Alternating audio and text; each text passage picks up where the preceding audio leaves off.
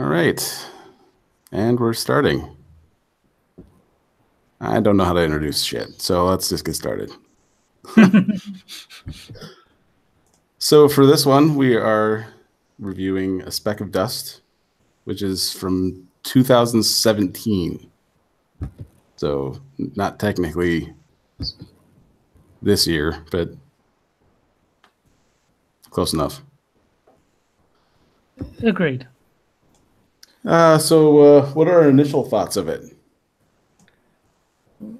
I haven't seen it, so I'll let the people who have provide their thoughts. So it'd just be me and the Hey Camel then.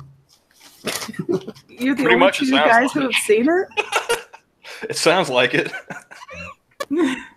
Oh, I feel terrible. I thought we would have done what we did last time and watch it and then critique it. Yeah, that's what I was expecting too. I think that ruins the impulsivity of the stream. It kind of does. I kind of figured it would be less time consuming, and I didn't want a blue screen before the stream starts. Well, what are your thoughts on it, Johnny?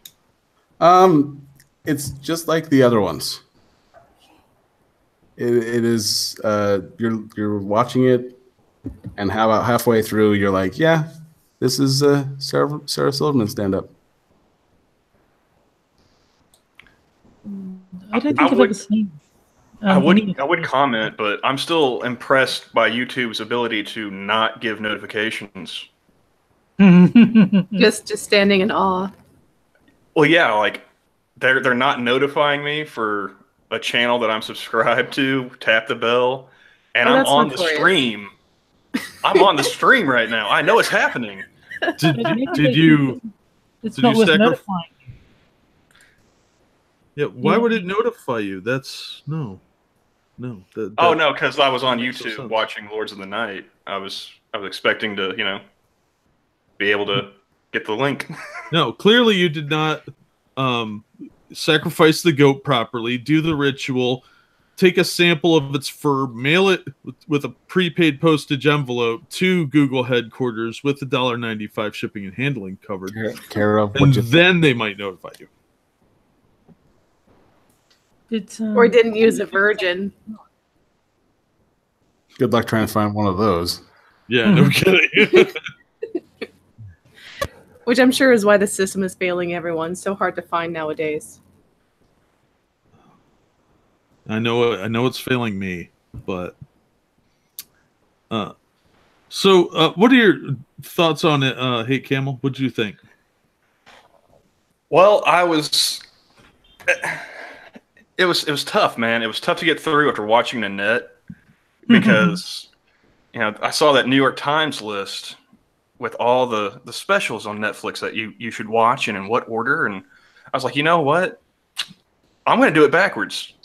So I started with Nanette, and then I came to Sarah Silverman, and she provided my Kathy Griffin moment because this special broke me. I was like, no, I can't do it. I'm tapping out.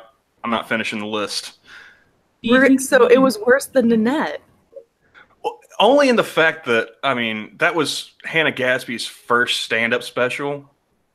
And from what I've heard comedians say, in other podcasts and whatnot, is it usually takes about 10 years to get enough material together and get it polished enough to produce a special. And she said she'd been doing stand-up for about 15 years at that point. So I kind of give her a little bit more leeway because it's her first. Sarah Silverman's been doing this for over 20 years, if I'm not mistaken. Yeah, she's been. So yeah, I take marks off for that. Do you think the fact that you watched the list backwards is why none of us liked Nanette? We didn't have the build-up to fully appreciate it?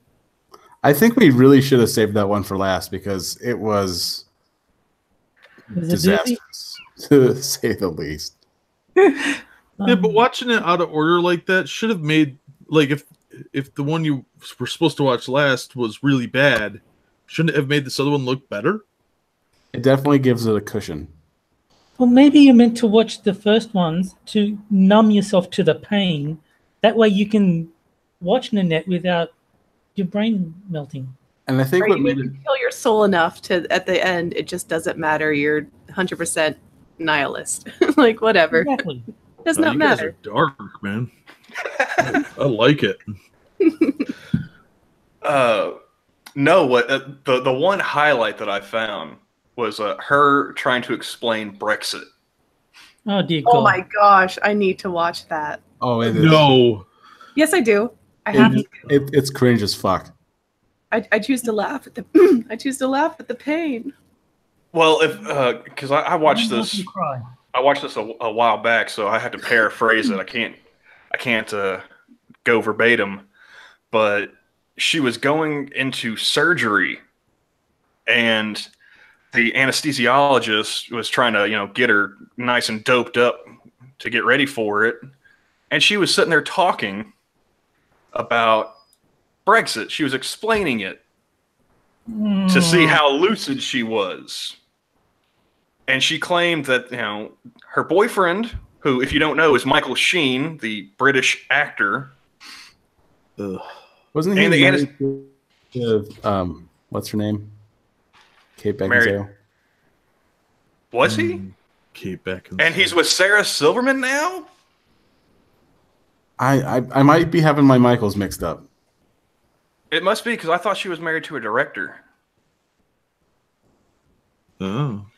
I I'll look thought it she up was. on I thought she was IMDb. married. I thought she was married to the guy that directed Underworld, if I'm not mistaken. That would Okay, explain I'm how gonna he give got it a her in second that to see movie. it. But no, so yeah, Michael Sheen is in the room with her when this is happening, and the anesthesiologist, and she says the anesthesiologist said, "Wow, she's right." Of course. She's And a woman. then- You have to believe her. No, this is why this is the bright spot. At the end of the special, she actually plays the video because somebody decided to video her in this state. And no shit, the anesthesiologist actually said, "Wow, she's right." I was like, no, she's fucking not. I was like, Like, she's a woman, she's automatically right. That's the rules. Yeah. I've never. Why don't you listen and believe? Well, what I'm seeing from different news outlets, Sarah Silverman and Michael Sheen ended their relationship. That's He good. quit to be a full-time activist. Kate Beckinsale. I don't know about the relationship, but he quit acting. Hang on a second. Kate Beckinsale's divorced. That means she's on rebound. That's my type of girl. I know what I'll be doing later. Someone's moving to the UK. Someone's getting a new restraining order. to add and frame on the wall. Yeah, It's like different things, buddy, but hey, just because that dude sitting behind a table wearing a dress wants to tell me how to live my life doesn't mean I have to do it. No judge can stop my love. don't let your memes be dreams. That's right. It's just an I love you from the court. And it gives me your address. It's a notice me senpai from the courts. Yeah. You could send up a flare and just be like, "You see that? I'm outside the boundary still." That's right. And they have to give me her schedule so I know where I'm, quote, not supposed to go. But we all know what that really means. Is like, hey, I'll be over here later You tonight. sound like a man of experience. So what you should do is put a tracking device on her, because clearly you need to know where the 100 miles or whatever it is that you've got to stay away from her. It's a moving target, so you need to know where it is. The tracking device on her at all times, just so you Breaking can. the law for law reasons. Terry, I like it. is the conversion rate that bad for you? I mean, 100 miles? Jack, back me up here. We're talking like 100 feet, right? I don't know. I've never had a restraining order, so I'm guessing. No, it's not 100 miles. Okay, I've like I said, I've got no idea. My stalker game is confined to my own room, so I don't go out and get. Facebook stalking is still stalking. Yeah, but Facebook stalking is different, I think. Yeah, If that's my just that's if my odd. ex-girlfriends didn't want me to know what they're up to, they wouldn't post it in the first place. Just Mhm. I'm Right, going to best have to kept disagree secret with is you. when you don't tell anybody, especially the internet. Yeah, once you tell us, you're fucked.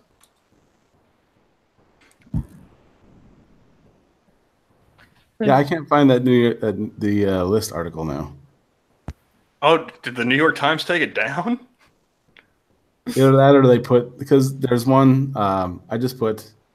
Let's see, New York Times comedy list or New York Times stand-up comedy. I'll have to go back through like my tweets or something because that's what kicked this whole thing off in the first place. Yeah, it's let's see, the last. Yeah, it looks like Michael Sheen quit acting. Sorry, I was just Googling more articles confirming that he quit acting to be a activist. And yeah, he was the one who was married to Kate Beckinsale. Oh, wow. So no, what else was there? Oh, we also found out by watching this special just where exactly Sarah got her affinity for feces. Apparently she got it from her dad. Of course. Do I want to know? We have to know now. Come on, just give it to us. She told a story about how her father went to some summer camp when he was a kid, and he enjoyed it so much she ended up, going every year, ended up becoming a camp counselor, and they had some kind of form that was asking, questions about the campers, things to keep an eye out for. And he mistook one of the questions as to asking them about stool samples, pretty much. So he would spend, his summers asking these kids, whether their shit was soft or hard every time they came out of the bathroom. Oh dear. So yeah, it said on the form that the paperwork that he had to fill out when they went to the bathroom, next to it was an L or L or H. And what did that stand for again? Either like letter or home, like whether they wrote a letter or send them home or whatever. At least my assumption.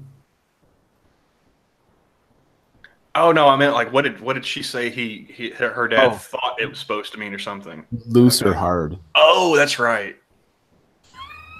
And so he would follow these kids and have them show them their shits to him. Yeah, that's right. He didn't ask them about them. He had them show him. That's a whole new level. Because he was embarrassed to ask what the letters meant. But not embarrassed to get kids to show turds to him. Okay. Yes, because that's a healthy practice to teach children.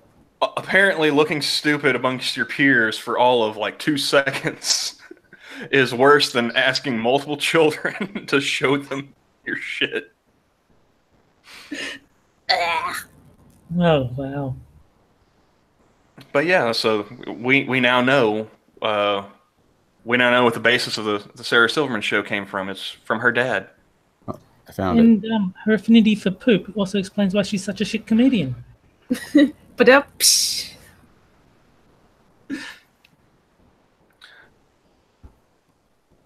don't want to sign into New York Times.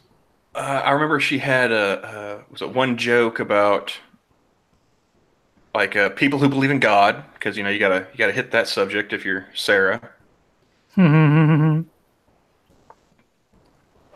was it? She was asking people. She didn't understand God asking Abraham to cut off the foreskin. And so she was asking people who believed in God, would you let God come in your mouth? A reasonable question. that depends. How hot is God? I mean, Alanis Morissette's holding up all right, I suppose. I haven't seen her lately. Yeah, I suppose God's supposed to be able to look like anything he wants, I presume. So he could make himself look appealing to to Gabby, I'm sure. I'm just now picturing Zeus, because Zeus pulled that all the time. He did, and I having sort of a Greek background as a kid, I loved all the Greek mythology stories. So yes, that's where my mind kind of went to. And Vincent in chat is saying God is infinitely hot. So there you go. That's Would smash confirmed. definite. If only. You know, I found that list from the New York Times, and it even warns you for Nanette. This may sound more like a Catherine McKinnon TED Talk than a comedy special. They gave that warning? Really? They did. Yeah. Holy shit. Let's see, but Gadsby expertly infotains as she leads up to the heart of her personal and societal darkness. A peerless work of feminist comedic cubism, Nanette is a modern masterpiece. Yeah, it's not. There were some things I enjoyed, but I wouldn't call it a masterpiece per se. But if it was her first comedy special, what odd is I remember her saying she'd been doing comedy forever, though. Yeah, she I think she said 15 or so years. Yeah, so I'm surprised if it's true that was her first comedy stand-up. Oh, I was wrong looking at this. I forgot about the Ali Wong special. Yeah, I skipped that one. I was going to come back to it. It popped up on my watch list on Hulu, so I was gonna maybe check that out one of the times. Well, the other time she was pregnant and doing a special. Oh, is that the Asian chick with the glasses who did that special while pregnant? Yeah. Yeah, she's pregnant again in this new special. Do you think she gets pregnant just so that she can do comedy specials? Like, is that part of her act? Or? I've never seen any of her stuff, so it's hard to tell, but it definitely seems like a gimmick. Fair enough. I think the only reason why I know her name is because Rogan said that he thought she was funny. I was like, I mean, but then again, he thinks everyone's funny and should have a podcast. So, well, he's also high all the time. So, except for October. I mean, I guess if I wanted the straight dope, I should ask him about it this month. Right, he might be feeling generous. He's giving away the stuff he's got. Like, I don't need it this month. Take it. Mm-hmm. But I should watch more Joe Rogan. I don't really get a chance to watch much. Me either. I catch him once in a blue moon, just because I watch a lot of content, so it's hard to keep up with everybody all the time. He did one with Roseanne today, actually. Yeah, I heard. I wonder how that went. That bitch is crazy. Well, we knew that. No shit, Sherlock. Apparently, she was claiming like every heritage under the sun too. Well, she's got to make up for being white, so she has to Elizabeth Warren it up. Just claim a few fake heritages. Well, no, like she said something about being like some small percentage North African. Now I'm thinking of the South Park skit with the DNA I'm 35% victim. Oh yeah.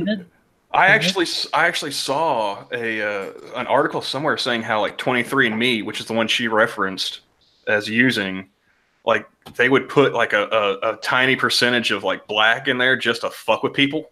I heard about that. Yeah, like white supremacists, if they go to get their DNA tested to show that they're white, you're like, oh shit. What they do is they put less than 1%. 0 is less than 1%.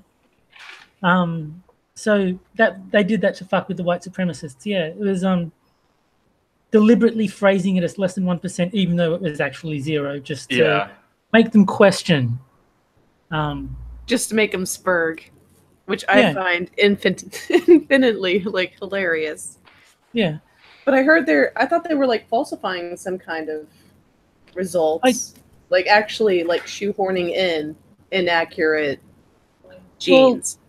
Well, I don't know. I didn't hear about them falsifying anything, but I did hear that they sort of, when they're like anything that they're unsure of, they would lean towards attributing that to African sort of thing. Like they'd have a skew in their interpretation of the results rather than outright falsifying. But Then why not just say unknown? Because if you're substituting something you think is instead of saying I don't know, then I would say that's falsifying of sorts. That's not even an educated guess. It's I don't know.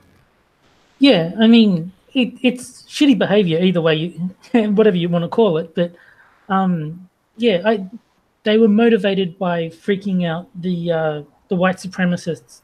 So yeah, if you get your DNA checks, don't go through them because you can't trust the results. Well, who should I go through? Because I'm genuinely curious. Like I have wanted to get a test for a while. I think my mum used Ancestry.com. I don't know how reliable they are, but that's the one my mother used, I believe. So they might be worth checking out. I don't know if they're Australian only, but that's what my mum I think did. my brother's ex-wife does that genealogy stuff. So how did that come back, Terry? Did you guys test out like 100% criminal or what? Being Australian. I didn't actually ask my mum what her results were because she got the test as a Christmas present, and I left on Boxing Day, so I haven't been back down to visit since. So I probably should ask. It's probably worth finding out. But Well, Vincent in chat is absolutely right. There's no point in having a bot tested because I'm just 100% Russian programming. So, fair enough. I aspire to become a Russian bot one day. I've got to get the attention of the Russian government. They're not sending me any checks, so I can't do it. Dude, I'm a Russian thought bot. I can get you in. Apparently, they don't take "Yeah, I'm Russian" as confirmation. Dude, I even use Google Translate to tweet somebody in Russian, and I haven't even got that distinction yet. That's what my pal did. I have a friend IRL on Twitter. He got called a bot so much, he made it his shtick. That's all he does. He uses Google Translate and he tweets people in broken Russian, and it's hysterical. Because people actually fall for it is the sad thing. Well, people are idiots. I mean, that's been pretty solidly established throughout history. Oh, it's just great to see on my timeline. Yeah, that's what it was. The reason why Sarah Silverman had to go into surgery was she had an abscess in her throat. Yeah. I wouldn't wish that shit on anyone. And that's when she came up with her, whole explanation of Brexit was under anesthesia. Which if I had been in that room, if I had been Michael Sheen, if I had been her boyfriend at that time, I would have asked for a different anesthesiologist. Be like, this bitch, Yeah. If you're saying she's spot on, first of all, she's absolutely wrong. But if you're saying she's spot on, you are too dumb to be handling these kind of drugs. Anesthesias, people shouldn't be doing their own stuff. It's for patients, not for app. Oh yeah, that's the first rule of drug dealing, man. Don't get high on your own supply. Exactly. You got to take the edge off the bit. He overshot the mark a bit. That's all.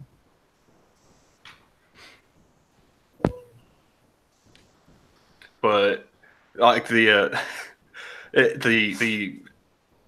write-up they give in the New York Times, I forgot about her talking about the Westboro Baptist Church. Oh, she did in the special? Yeah, I guess. But she encountered them somewhere, Johnny. It was a Liz Winstead. Liz Winstead. They were raising money for like RAIN. Wasn't it? There was some a group that helped women in Texas get abortions. Oh, that's right. And add a note for Liz Winstead. She created the Daily Show. She was one of the creators of it, and apparently she's also she's been a lefty since way back in the day, way before the Daily Show. That was one of the things I learned from Rogan. He said that he did a showcase special or something, like for stand up. And this one guy that went on ahead of him was telling this joke about hookers. He's like, he's always a gentleman when he gets a hooker. He opens the car door for him. He, puts his coat, over puddles for him, what have you. And she stopped him before he got to the punchline. She marched on stage and stopped this guy before he got to the punchline, saying, yeah. No, that's sexist. That's, you can't tell those kind of jokes. And the punchline of the joke was, and he really appreciates it. He was talking about getting a gay hooker. Oh yeah, wasn't she on was that the Green Room with Paul Provenza, and she would always squeal at Bill Burr? Oh yeah, I remember seeing those clips, and you could just see like Burr just like the gears turning, as he was getting ready to just wind up and smack her. It's like one of my favorite lines in one of his stand-ups is like, you know how much of a dick I would be if it were socially unacceptable to hit me? I mean, okay, who's abusing a puppy back there? I hear whining. I don't have any pets, so it's not me. There's birds chirping. I don't know if that might be. Oh, okay, not that's coming birds. from here. Never mind. Is Jack sneaking behind the Asian restaurant again?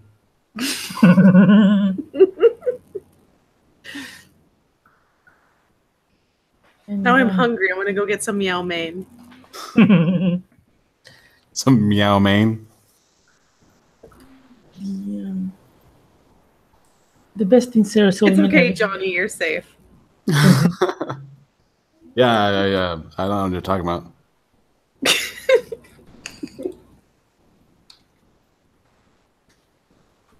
What was your what did you like most about it there, Camel?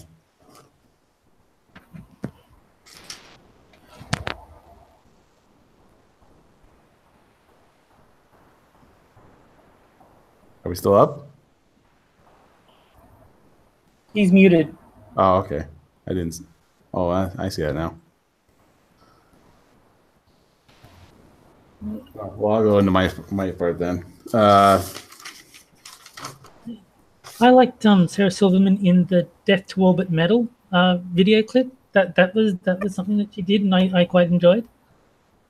I don't know if you've seen Steel Panther's video clip for that, but no, I haven't. There is one joke that she goes into where she talks about her sister, and it was one of her first nights in college, and she was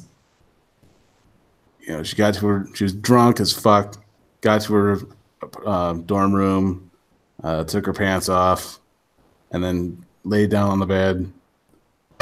And then room started spinning, and so she rushed to the bathroom, and she just started like going over the toilet, just started puking, and she then realized that her underwear was being tugged down, and she was vomiting so hard that she couldn't yet turn around. And then by the time she had turned around, she had noticed that there was no one there. But when she looked down, she had shit herself. Ah, jeez. And then the only thing I really like about that is because the audience like went from like dead silence, to just that reaction that, oh God, nothing happened. Well, I wasn't even worried that anything had happened because she's telling jokes about it. She's fine. She's over it. Yeah, I kind of figured there was going to be that aside where it's not going to be, oh yeah, and by the way, when she called me, this, she was in the hospital and bleeding out her asshole. It's like, yeah. It's not going to be like Nanette where she was just talking about how she got raped and it was horrible. It's like, and claiming that's comedy special. It's obviously it's going to be a joke. That nothing bad actually is going to have happened. Yeah. Well, I mean, there are some scenarios where, and some people who actually do make jokes of the things that happen to them, but yeah, but as not a way in of coping. mainstream comedy special. Like that's a bit too harsh for normies, I would think. Like, yeah, just listening to her previous stand-ups, it wouldn't match the style that she has. Well, my rule of thumb whenever watching Sarah Silverman is that, just assume the punchline is poop. And because of that, I called it. I was like, oh, yep, see, I knew it. Well, it seems like a pretty good rule of thumb. And the dog crucifixion joke was actually pretty funny. Just because of the reaction of the crowd. I'm trying to remember the dog crucifixion one. What was it, a pug? I wonder if she would have gotten in trouble for that one too. Probably only in Scotland. Yeah. Poor old Scotland. No, that's the one where she's talking about getting a new dog and already freaking out that it's going to die, whether it be in 2 weeks or 12 years. Oh, okay. And so she's like, I'm just going to put it down and crucify it. Oh, yeah, right. Why don't you just stuff it like a regular crazy person? Don't crucify it. What? Well, maybe she wanted to come back in 3 days. I just want my dog back. Terry, you're forgetting something, though. She's What's a that? Jew. Well, Jesus was a Jew, wasn't he? Oh, Jack's gone. Oh, did we chase him off? We were obviously too uncouth for the likes of Mr. Cochran. It was the JQ. That's what got him. He's like, nope, I'm out of here. Right? Gotta bounce, bigots. Now his mobile Asian hunting hotspot knocked out.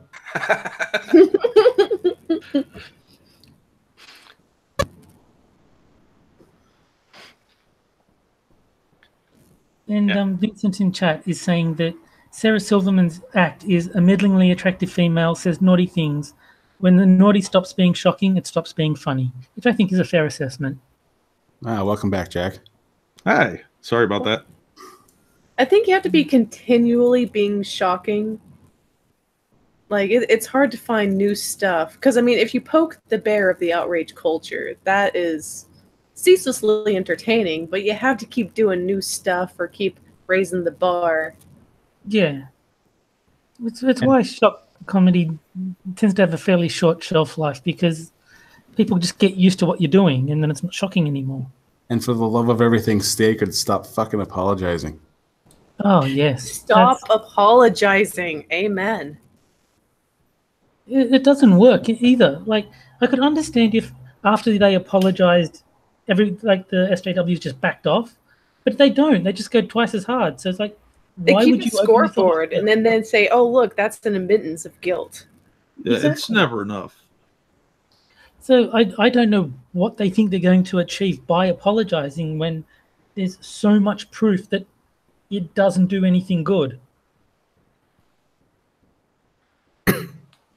Whatever, they can keep doing what they're doing. They're just killing more allies and ceasing the flow. Fine, keep doing it, dude. I don't care. Yeah. I mean, Keep proving how nuts you are and how unforgiving and progressive you really are if you think people can generally change, even if you feel like they need to change. But some people don't. It's just, they're jokes. You can joke about anything. No, because Daddy didn't hug them enough. It's never going to be making up for Daddy hugs. So they have to be righteously indignant all the time.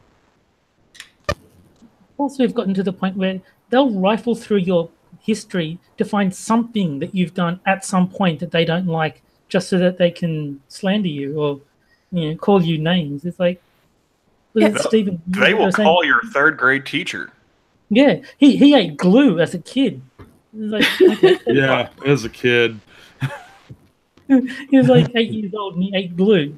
That's it. No more credibility in public life ever.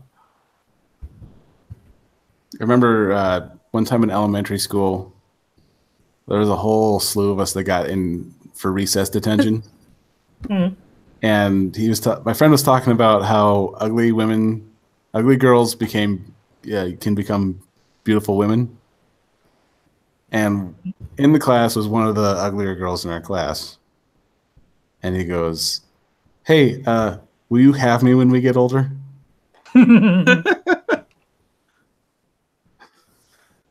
Speaking of digging through stuff to so make you.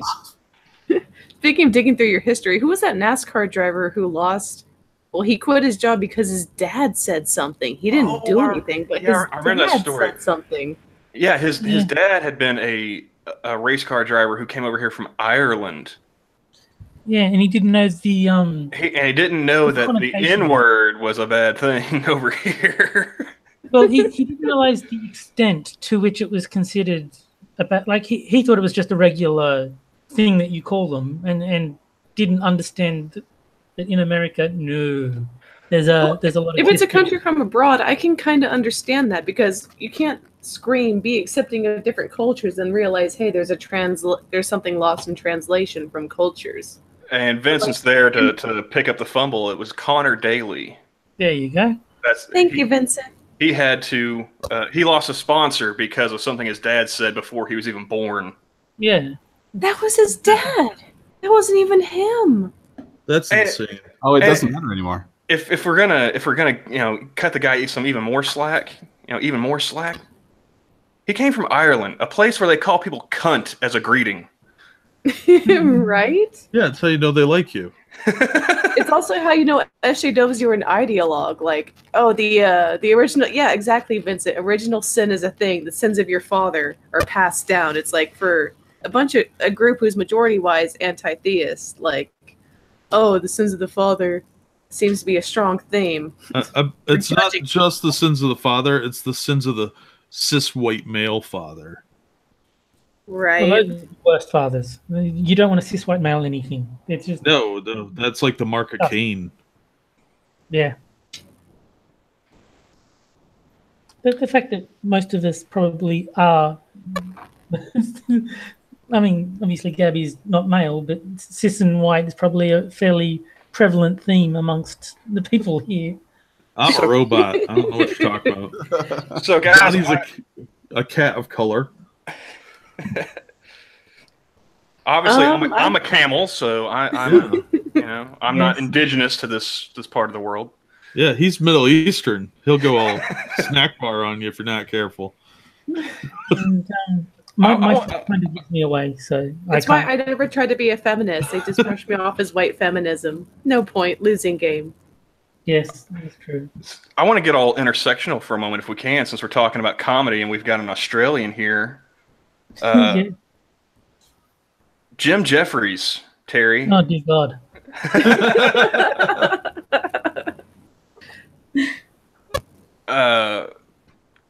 What happened with that dude, man? Like, in Australia, is he, seen as a big deal, or do you guys just look at him as like another cunt? He's a Yahoo serious. He's a pretty successful man. Like, he's probably pretty well liked in Australia. Most people would have heard of his name, like, because he's quite successful in terms of Australian comedians.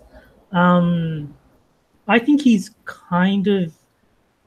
funny, but he's kind of gone off the deep end, and he's just stopped telling jokes and started preaching. Well, is there any other comedian you guys can think of off the top of your head where you can pinpoint where they jumped the shark? All of them. 2016 election time. You're not wrong. Well, I mean, with Jim, I point to. Jumped off the shark and went to which end of the pool? The shallow end or the deep end? He might as well use the jaws of life to pry that shark's mouth open. Well, I mean, it's just to pinpoint for me. It's that Bill Maher appearance where he was jawing back and forth with Piers Morgan, calling him a racist and Trump a Nazi. Oh, and the argument of "oh fuck off." Yeah, is that the one that the Nazis didn't kill the Jews on the first day? They built up to it. Yeah, Hitler didn't start killing the Jews on the first day, mate. He built up to it. It's like, yeah, when he was in prison writing Mein Kampf, like he gave everyone solid, warning. Hate fact.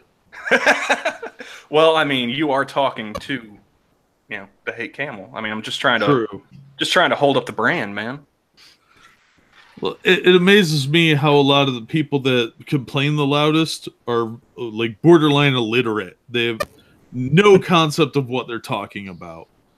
Does this go in line with the this is what happens when blacks don't read?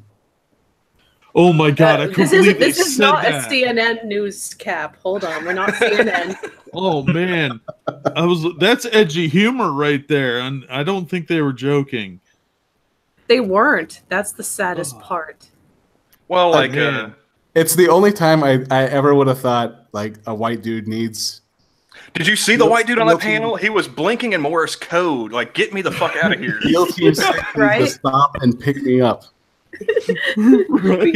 You can't set smoke signals on the screen, but you can blink really hard for code, for Morse code. His blinking was just his sphincter tightening and making diamonds in his butt because he's like, I don't know what to do to this. There's no way that guy walked away looking good just being on that panel. Well, I just kept thinking about that meme of the blonde dude just blinking, Yeah, the one that's a GIF, like, huh? Yeah. Well, there's one that I posted earlier from Maeve. Oh, I love that woman. She posted the teaser for Big Mouth. Oh God. Oh yeah. Which I'm not even gonna get into that, but like mine was just a guy who's staring at his computer and he just gets this dumb look on his face, smashes it, sets it on fire, and then just shoots himself in the head. Well, that is something that I really wish they could just do GIFs on CNN interviews because it would be. But GIFs are violence, don't you know? Well, if you did nothing but GIFs on CNN, they'd have to dox everybody. That's true. Or threaten to, at the very least. CNN would dox everybody if they could. CNN's got a folder on everyone already. What I think is funny is like every time I catch like a stream with like Monkey or Polly and they start talking about journalists or no Polly and Don Lemon. I've heard him talking about Don Lemon a few times. Yeah, fucking Don Lemon.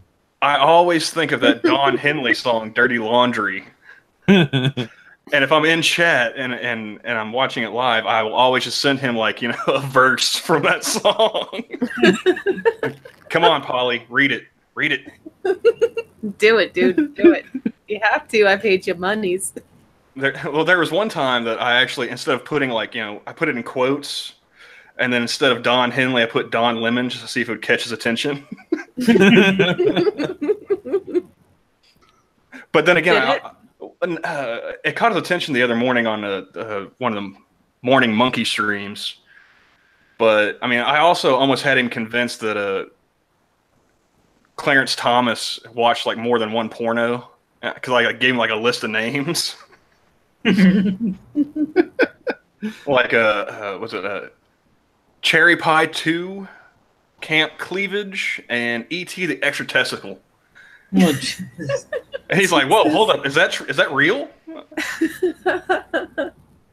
like, "No, but it would be great if you heard that being uttered in a Senate Judiciary Committee meeting." You could probably post that on one of their CNN blogs, and they would run with it. Yeah. Right? Sad but true. Just tell them that you had a couple unnamed sources. Yeah, that's all you Just need. say, a source close to the White House says. Done. An unverified dossier. Or let's just say it was from BuzzFeed. There you go. But I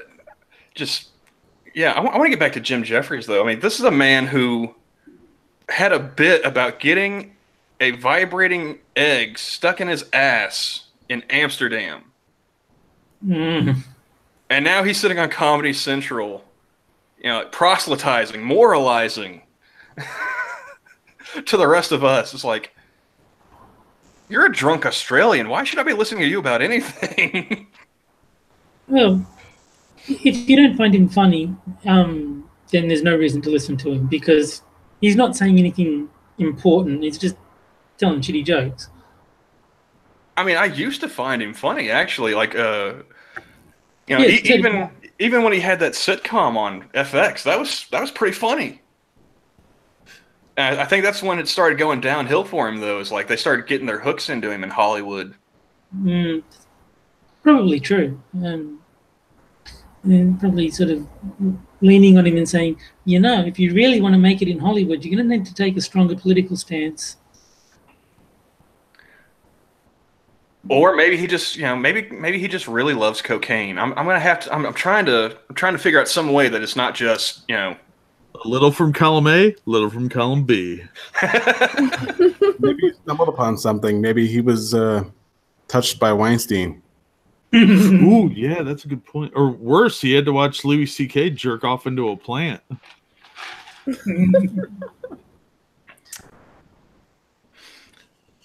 How is it Jim Jeffries hasn't gotten Me Too'd yet? Just give it time. Just give it time. I mean, if Aziz Ansari is free game, just give it time. Jim Jeffries looks like every peeping Tom that's wanted by the cops. Every single one. They all look like him. He looks like the guy that drives an ice cream truck and, like, you see him eyeballing your kid and you're like, go inside.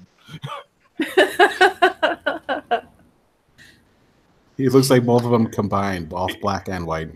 Actually, it's not even telling the kid to go inside. That's when the kid looks at you and he's like, oh, I forgot. I'm lactose intolerant. Let's go inside. Yeah. Is he looking at you or me, Dad? Dad? Where'd you go? No, I did watch the Nanette special, I think it's called. Yeah. The one with the unfunny one. Yeah, Nanette. That was not a comedy special. I don't know what that was. If they had just called it like a one-woman show, I wouldn't have given it nearly as much grief. But to say it's a comedy special. That was my problem with it too. If they called it a stage piece, that would have made more sense. Yeah, there was some sort of weird performance art thing. That wasn't a stage show. That was like some crazy homeless lady ranting on the side of the street. If it was labeled a feminist screed instead of a comedy special, then I would have been like, yep, this is exactly what that is. Good-o. And then I wouldn't have given it a second thought. But claiming it's comedy, no, you crossed the line. Exactly. Well, like I said, there were some funny bits. Like her Van Gogh section I rather enjoyed. But a lot of it was laced with too much.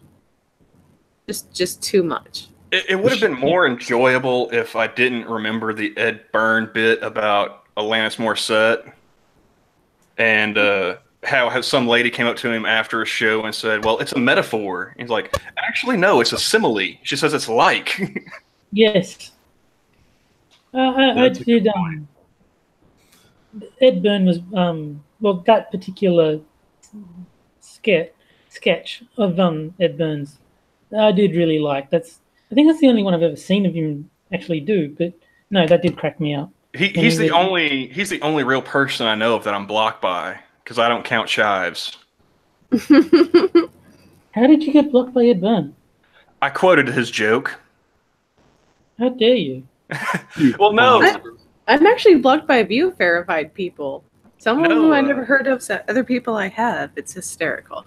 It was funny because with Ed, I followed him immediately before I posted this tweet just to make sure that I got the handle right when I tagged him in it. It was a BBC article about this big game hunter down in Africa who was crushed to death by the elephant he shot. And I said, so you want to die doing what you love? Are you sure about that? And I like hashtag ironic, and I tagged him and Alanis Morissette in it. He blocked me immediately. She didn't even bother with me. Like he blocked me that fast as soon as I hit send. That's people with too much free time. Well, I mean, he is a stand-up comedian, so he doesn't have a real job. But you'd think someone who's a stand-up comedian would have a sense of humor. Like, you'd think that would be part of the job description. Not anymore. Apparently not. I thought he would have appreciated the irony. Yeah. No, see, it's violating the SJW ethics, and that's what comedy has become. They're so constrained. They're either ideologically driven or they're terrified of the ideologues. I should have sent it to Ricky Gervais and his bleeding heart. Yeah, he probably would have found it funny. Oh, he probably would have retweeted. I would probably be famous right now. And, what did we learn? Vincent, always hit up Gervais for points. Yeah. Vincent Veritas is saying that you haven't lived until you've been blocked by the trifecta of Shives, Christy Winters, and Music Man Mike. I have got two out of those. You know, I should probably double check that because I actually retweeted Christy today, so I should see if I'm blocked by her or not. Oh, yeah. I only have Shives. I'm at a 66%. Mm-hmm. Let me see here. Go back. No, she had posted a tweet about Melania Trump, saying that she's like the most bullied woman in the world or something. Oh yeah, and then Chrissy disagreed, saying no, she's not. So I just retweeted Christy. And I was like, hashtag believe women. Yeah, Yes. I can claim Tess Holiday unblocked by because I called her gross and fat. See, Well, that makes sense. You insulted her. I'm just not cool enough. It Man. was a She blocked me. context. Is it truly offensive if it's the truth, or it's because it's the truth? I think it's because it's the truth. I was blocked by Will Wheaton before he bailed on Twitter. So does that mean everyone he blocked is now unblocked, or? I think so. I mean, oh my god, I have to see what he's up to. I'll have to check. He might have reblocked me. Wait, who's this? Wait, did he come back or is he still? No, I the think he's still wilderness? gone. Is there any way to check who you're blocked by? No, unfortunately not. If you type their name in the search bar and it doesn't come up, usually it means you're blocked, because otherwise it'll give you a list of all the people with that name. But if their name doesn't show up there, to like type in their handle. Will Wheaton isn't back on Twitter. His account's still deleted. Okay, yeah, because I saw that. So What was that one weird site he joined? It was named after some mammal. Was it Mastodon? There you go. And there was another one. Mastodon sounds like a porn hookup site. For furries. Yeah. Social something. I forget what the other one was, but yeah, there was two. And didn't he get like run off of both of them? One of them definitely. It's a furry orgy, and everyone's dressed up in one giant mammoth costume. Oh, that's disturbing. That's like nightmare fuel. Thanks for that. That sounds like it would smell horrible. Oh, think of the yiffing.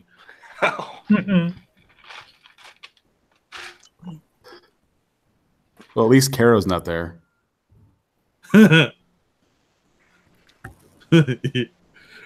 Well, there are mastodon frozen bodies in the tundra. He might be looking for them. So, Gabby, what was your tweet to Shies before he blocked you? Oh, there was some controversy when Poison Ivy and Russian Deadpool, and that tragedy where he ended up murdering his girlfriend. And TJ Kirk, he used to follow me on Twitter, actually. He ceased, but that's what got me followed in the first place. I screen capped it because they were talking shit about him. And I replied with, TJ Kirk is starting a GoFundMe to help with the funeral costs and telling people not to attack feminists for doing this, for attacking people over this tragedy. It's like, what have you haters done to actually contribute? and I got blocked. I managed to get Steve a tweet out too before I got the block. You know, I tweeted him like within a day and a half of starting my Twitter account. And I just said, Steve, if your wife is holding you against your will, blink twice in your next video in rapid succession. I remember that. or moisten your lips. No. Actually, if he wanted to really show distress, he would like wipe that shit off before the video and have dry lips. I think that would be easier for us to know that something was up. I don't think that's possible. It's like self-moistening. Those lips creep me out, dude. Like, ugh. What creeps me out is the ball cap. I mean, like, you could see like the dust prints in the bill where he like puts it on and takes it off. Oh, that's actually not dust. I looked up the hat because it's from a baseball team, and it's got like it's like a wool hat, so it's got like those little flecks of gray in it, and it looks like dust when it's on video. Okay, well, because I was all weirded out too. I'm like, why is it always dusty? Like, does his wife not let him clean? I don't understand. And then I had this vision of him being like a hoarder, and he gets like one room to hoard everything in, and he just sleeps on his hoard. And I had a whole thing built up, and I was like, wow, I should look up the hat just in case. Well, mine was I just assumed he never took it off. Even in the shower, sleeping, and after he got out of the shower, it would just get dusty from, going about his day. And like the three, fingerprints in it was just where he would tip it to say "my lady." Oh, I'm blocked by Christy Winters. Welcome to the club, buddy. Damn it! That's what you get for not spelling woman with an X. Well, see, like I did that in the tweet just to see if I spelled it with an E. I was thinking I should apologize for that. And all right, so let me, ladies and gentlemen, and I guess binary folk, because you guys need to stick your nose in everyone's shit. All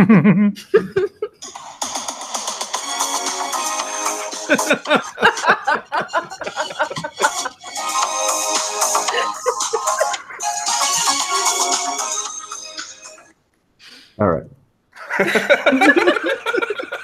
I knew there was a reason I loved you, Johnny. Actually, I kind of stole that one from Failure Accomplished. I don't remember why he did it, but I just remember he did, and I'm like, that is perfect.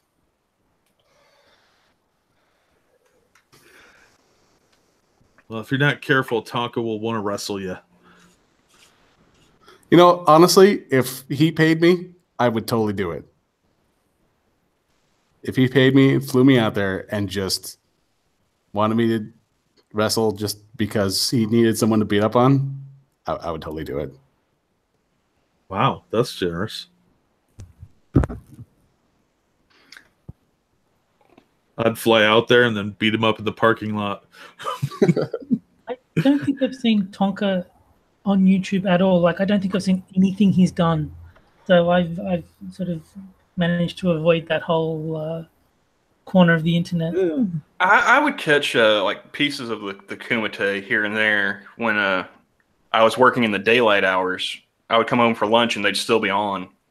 Yeah, because their live streams last for hours and hours. It's kind of hard to keep up with their content. I think he does it. What, every day? Doesn't he do it every day? I think they would like take off like Saturdays, and then they would do like the odd ones on Saturdays. But yeah, it was like 5-6 days a week of 5 to 8 hour streams. I was like, nah, dude, I got shit to do. Ain't nobody got time for that. Yeah, I'm unemployed and I don't have time for that. I just would pick a time and be like, if Medicare's on, I'm going to stick around. And then I'd sign in. Nope, I'm out.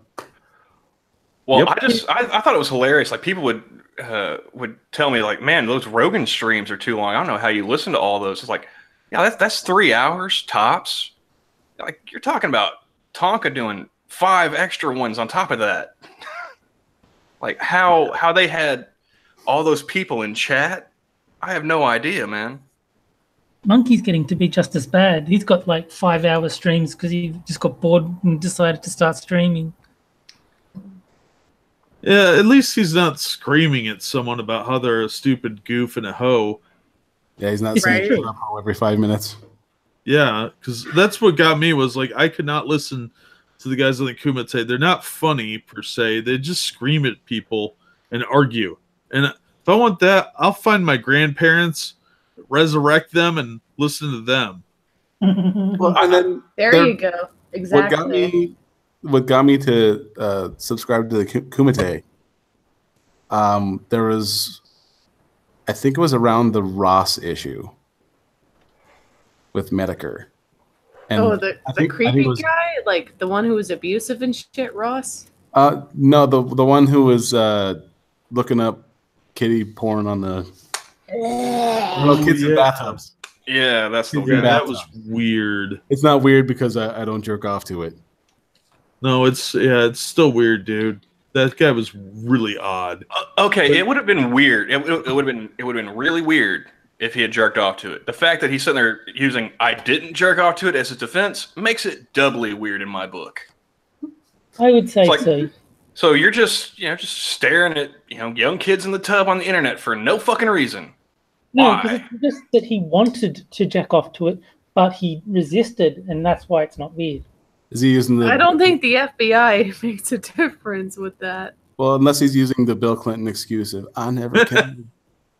I never had sexual relations with that woman. I never came. Therefore, it is not perverted. Unless one of them Yeah. saved their dress and then he's fucked. For 10 years. The one thing I thought was really funny that came out of the Kumite was them doing that bit of like they're in the studio recording him reading as Zeph. Who was it that he was like writing to? I want to say it was Traname Girl. Oh, I love her. I think Zeph was writing to her, like in it was DMs or something. Oh yeah, that was pretty funny. That yeah. I didn't hear about that.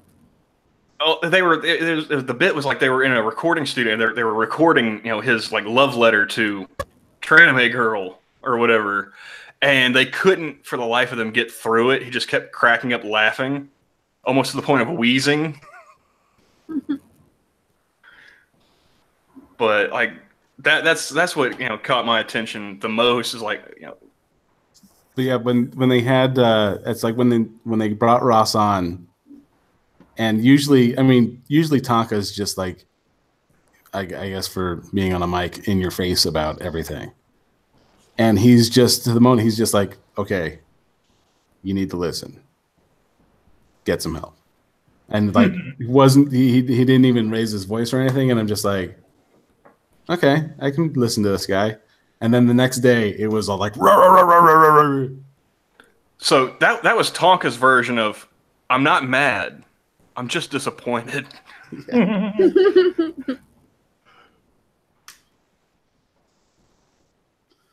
But yeah, like I can't watch something that for that long. And then they're saying like it's a work, it's a work just like wrestling, it's all a show. It's like, yeah, we get that it's a show. Yeah, like, are you guys actually yelling at each other, or is that the bit? Because if that's just a bit, they are some of the best actors I've ever fucking seen to keep it going for 8 hours a day. Well, That is some second level. That is some Second City level improv. we just need to get the Academy to give them the due awards because clearly they're master actors. Yeah, I just never got into it. Like, I can listen to people stream for a long time if I'm doing something else, but people shouting at each other, that's not entertaining to me. I can't stomach Jersey Shore. I can't stomach that. Yeah. And it's like to me, it's a little bit more of a white trash version of Jersey Shore, kind of like wrestling is for me. But at least wrestling's entertaining. There's people fighting, and somebody's gonna get hit with a chair, and that always makes me giggle. White trash version of Jersey Shore. Yeah, like super white trash, like not your regular Walmart brand Jersey Shore, but like your Gucci stuff. Like we're talking like Dollar General.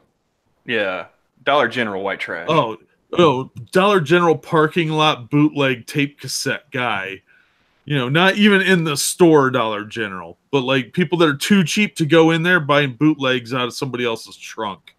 That level.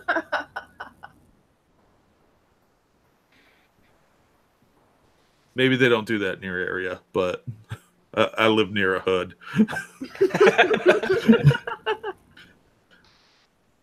I live in Oklahoma, man. They're still hawking 8-tracks.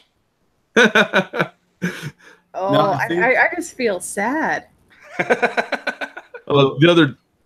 Oh, sorry, Johnny. I was going to say the one thing that Montanans are known for is how to get around things. I think after it was after NoFX's album, I Heard They Suck Live. After that came out, people were just like, "Oh, we can just record our own shit." And so the local bands just started doing that. Typically with, cassette recorders, but still. Yeah. Yeah, the other day when I was on stream with Inquisitor and Polly, I got a knock on the door and I go out because nobody comes to my house. There's a dude out there trying to sell me a car stereo that he clearly just pulled out of a car. I'm like, nobody buys car stereos, dude. Get out of here. Come back when you got an MP3 player. Is that what that guy was? or a used iPod. Yeah, it was like a CD player, like an actual tape that had the tape cassette thing too.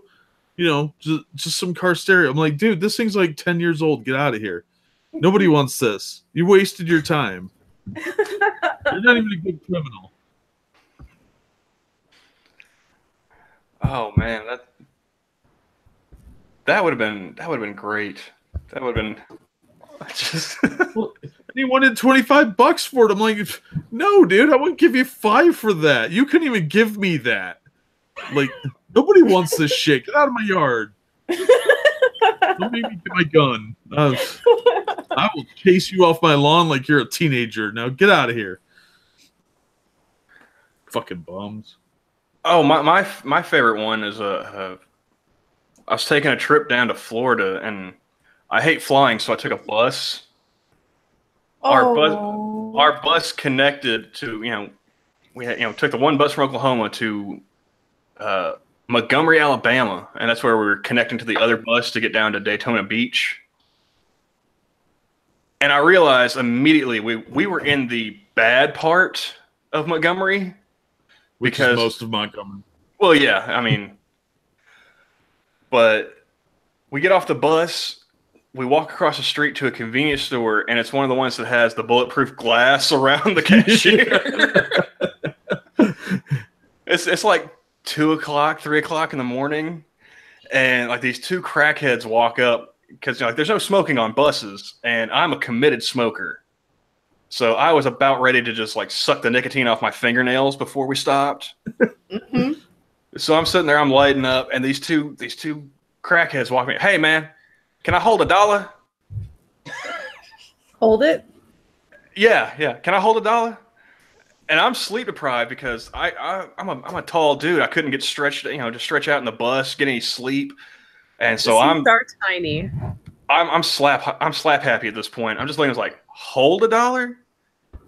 you don't even want to keep it, bro? Really? like man, I don't know. Like, you can't just hold $1. I was like, oh shit. In the back of my head, I was like, this is how you get mugged, dude. Just go back in the store. Right, like the dude who said he would watch my electric bike because there was no place for me to park it or lock it or anything. And there was this tweaker looking dude, and he's like, hey, I'll watch it. I'm like, Yeah. You're gonna watch it. You're gonna watch it while you ride it because you have to pay attention to the road. You're gonna watch it all the way to the pawn shop. We know what's going on here. I'll hold it for you. But yeah, it was hilarious because I just sitting there, I just talked to him too. I was just like, "You want to hold $1? You just hold it.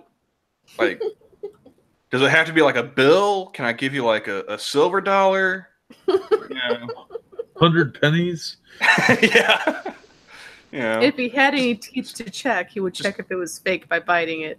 Just like a sock full of nickels, like Homie the Clown. How are we doing this exchange rate, pal?"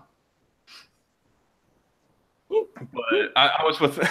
It's funny because I was with a bunch of Oklahoma white people and small town Oklahoma white people, and they were really concerned. They're like, it's late at night. Are those crackheads? I was like, yes, these are crackheads. Calm down. Just go about your business. These are the scenic sights you see on the road. Like this is something scary for you. This is a Thursday night in Alabama. Just relax.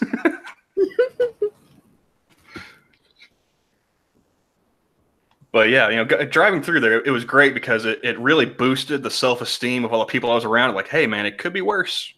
We could live in Alabama. Yeah, no kidding.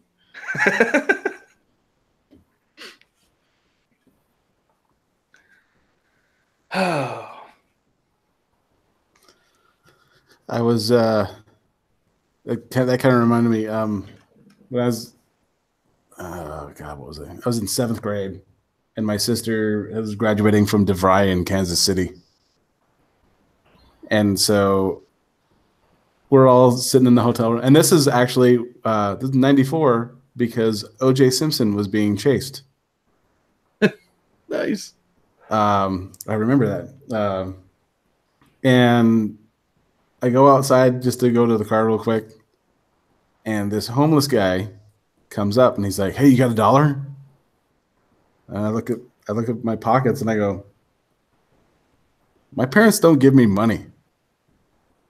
Like, why would I have $1?" And so yeah, he introduces himself and then he grabs my wrist and then like pats my pockets to make sure I'm not lying. And I'm just like, this is the weirdest thing. Is this how big city people do this shit? I need an adult. Because dude, the moment they touch me, they're getting the pepper spray. Holy! I grew up in a town with 1,000 people, so I don't know. And then I'm in Kansas City, Missouri, so it's just like, what the hell? And I'm like, all right, well, I'm gonna go notify someone.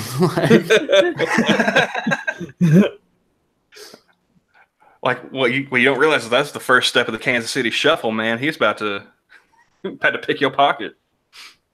Or touch your wiener, one of the two. Right. It's like in Skyrim when you come across a thief, it's like you try to use your persuasion, but your skill's not high enough. It's like, I don't believe you. You have money. No, that actually reminds me of the first time I went to a big city because I grew up in a town of 2,000 people, so not much bigger. But I went to Washington, D.C. also in the 7th grade, and that was the first time I really saw like homeless people just like sleeping out on the street. Came out of the subway after getting out of the airport, and not five steps from the subway entrance, there was an old black dude just laying in the middle of the sidewalk, and I was fascinated. I was like, is this like a Stand By Me? Am I seeing my first dead body? I'm like 13. My mom's like, come on, let's go. It's not polite to stare. It's like, this guy might be dead, and they're just walking around the man. Shouldn't we call somebody? Nope, that's how you do it. But that was also the first time I ever like laid eyes on the gays, and that blew my mind. Being 13-year-old kid from Oklahoma, just seeing them, like there was like a group of them, and at first it was cool because it was like all lesbians, You know, like just walking down the street, like hands in the back pockets of everybody, like a group of 5 of them. I was like, hey mom, look at this. You know, and keep going. You know, like 3 of them, like, hey mom, check this out. And then like, you know, a couple blocks later, it's like 3 dudes. I was like, what the fuck is this? She's like, they're gay. I was like, oh, that's what it looks like. Oh. Ew. I live. What go were you ahead. saying? Oh, no, go ahead. Well, I was gonna say that I didn't know what, like, it's like I was telling my girlfriend. I'm like, I didn't even know what gay was until I was maybe 16. And it's like if you see someone holding hands, they're just like, there's the normal person who's just like, oh, they're doing that, and then you got these other people who are just like, oh, you know, that's nice for them, and then there's me who's like, just not even paying attention. Like, I don't even care. I was like, oh, those guys must be working on the buddy system. They don't want to get lost. They might drown if they're alone. I live very close to the gay district in the city, and if you walk down like 2 streets over from the big artsy gallery area and go kind of over a little bit, it turns into hood right away. So you get a nice mix of like thug life, unemployed guy, homeless people, and the gays that look kind of lost. And it's a very surreal sight because you'll see all these rainbow flags right next to crack houses. Well, I mean, how do you think they get hyped up for Pride Week or Pride Month? Oh, they're way classier than that. Is it Queer Eye for the Thug Guy? Might be. It's funny when every now and then somebody will get robbed or whatever down there, and you'll watch the newscast, and it'll be like the weirdest assortment of people they could find. You know how when there's a tornado, they find the crazy person that's like, yeah, there were high winds and went woo woo. You know. Well, they do. Well, we're just gonna rebuild. Yeah. It needed touched up anyway, and then they'll find some guy that's like, oh yeah, I don't really know what's going on. Can I have $1? And then you'll get some dude that's like got gold teeth going, oh yeah, man, I saw him rob that dude. It was awesome. But I ain't saying who did it. It's like that. Yeah, man, I saw it. I ain't no snitch though. I want to give a shout. I want to give a shout out to my boy. We all know snitches. No, like the guy who when the news came out for the Leprechaun. Hey y'all, who else seen the Leprechaun? Say hey. Oh, the Pegasus. Yeah, man, I saw the Pegasus.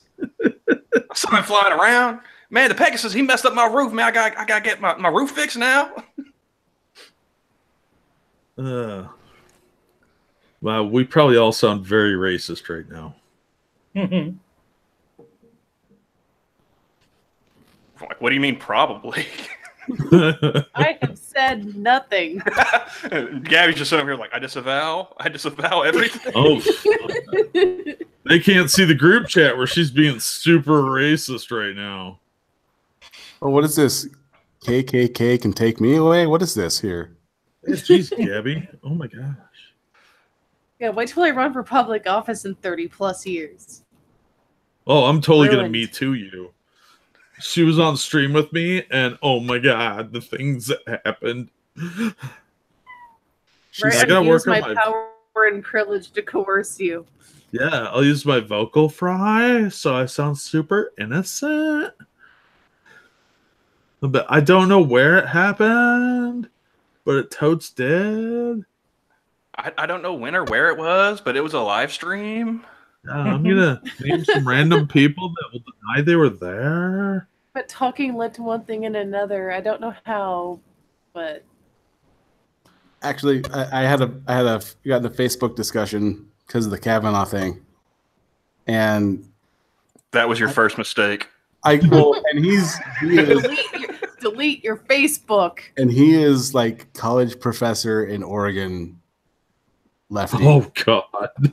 And so I just go, well, and he's like, he's doing that hashtag believe all women, and I go, don't you think, even at the smallest, just bit of thing, that they're both full of shit?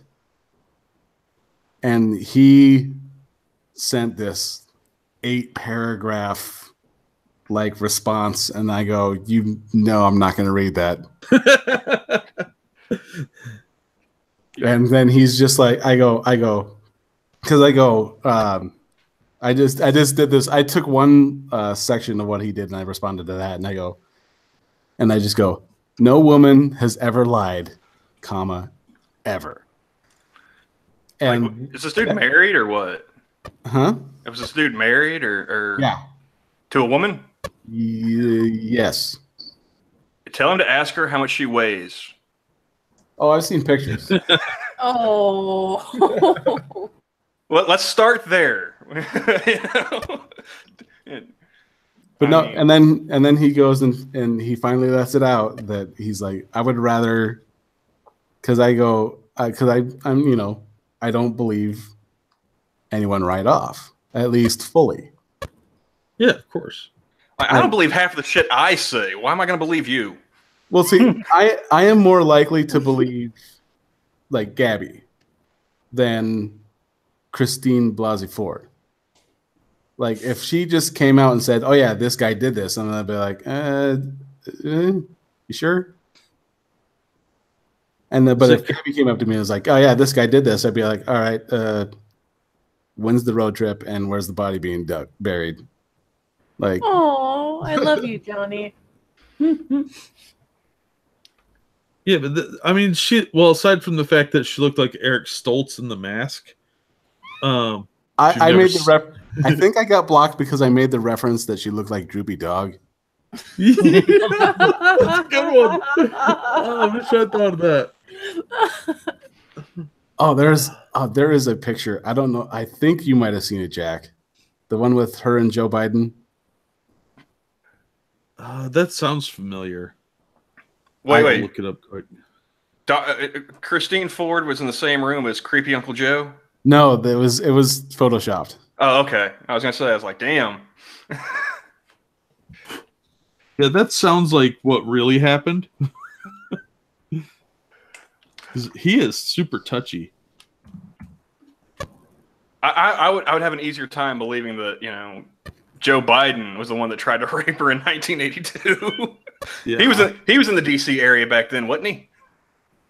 Isn't there a website called Creepy Joe Biden or something like that? If not, there should be. Yeah, he looks like one of those pervert vampires. You know, like he sustains himself off inappropriate touching. Sexy. No, they're not. Nope. Joe Biden's what a vampire looks like. Yeah, it's the meme where he's leaning over her, whispering in her ear, isn't it? Like rubbing her shoulders. Yes, I did see that one. I can't find that. Have you guys seen that one, Gabby? Or... I haven't. I just know I know there's at least a hashtag Creepy Joe Biden, and there's pictures of him being like handsy or creepy with women. Like, ugh. But keep going. It's good for my diet. I'm gonna puke, so I'll lose calories. I just have to give Johnny credit for being a top level misogynist. Between calling Christine Ford Droopy Dog and Chrisiosity, was it Jessica Rabbit's Downsy type 2 diabetic sister? Oh, that's classic, man. I mean, that's...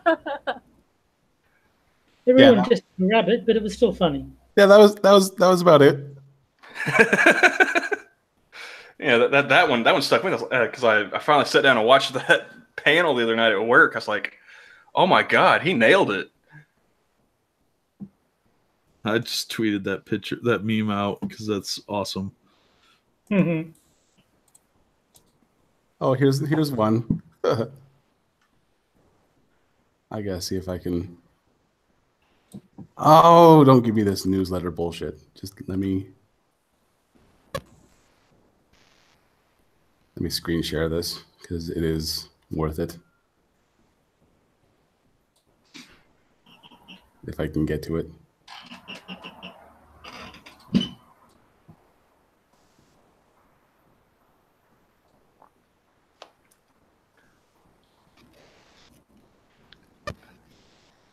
Oh no.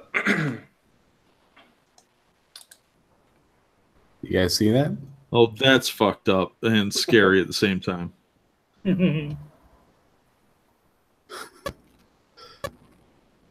And it's Tim Curry, so that even works. Yeah. That actually makes me feel sympathy for clowns now. Yeah, that's not easy to do. No, it's not. Honestly, that's a grand feat right there.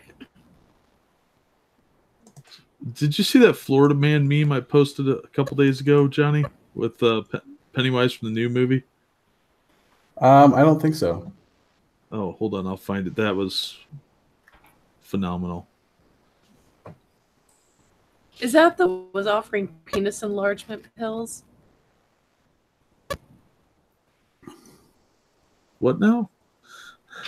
Oh, there was a short video clip, and it was a Pennywise. He was in the gutter, and some guy's like, "What the f?" And like, Pennywise is like, "Hey, dude, I got penis enlargement pills down here." That's unnerving. Oh. That sounds familiar. Yeah, I wasn't sure because I mean, there's so many Pennywise memes too. It's hard to keep track. Yeah, here we I'm go. sure It's there's several different kinds. America desperately pleading for one day where there's no weird shit happens, and Florida laughing. Yeah, I have seen that one. Oh, that's Classy. this is hilarious right here.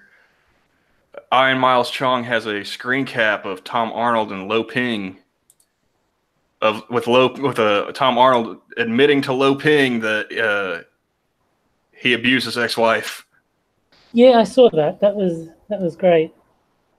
Well, Tom Arnold's kind of a dumbass, so. It says, "Should we believe your ex-wife?" And she said, "You should believe her." Yes. I just find it hilarious that he's on Vice trying to bring down Trump. Yeah, that's weird. Yeah, I don't think if you're gonna use someone to,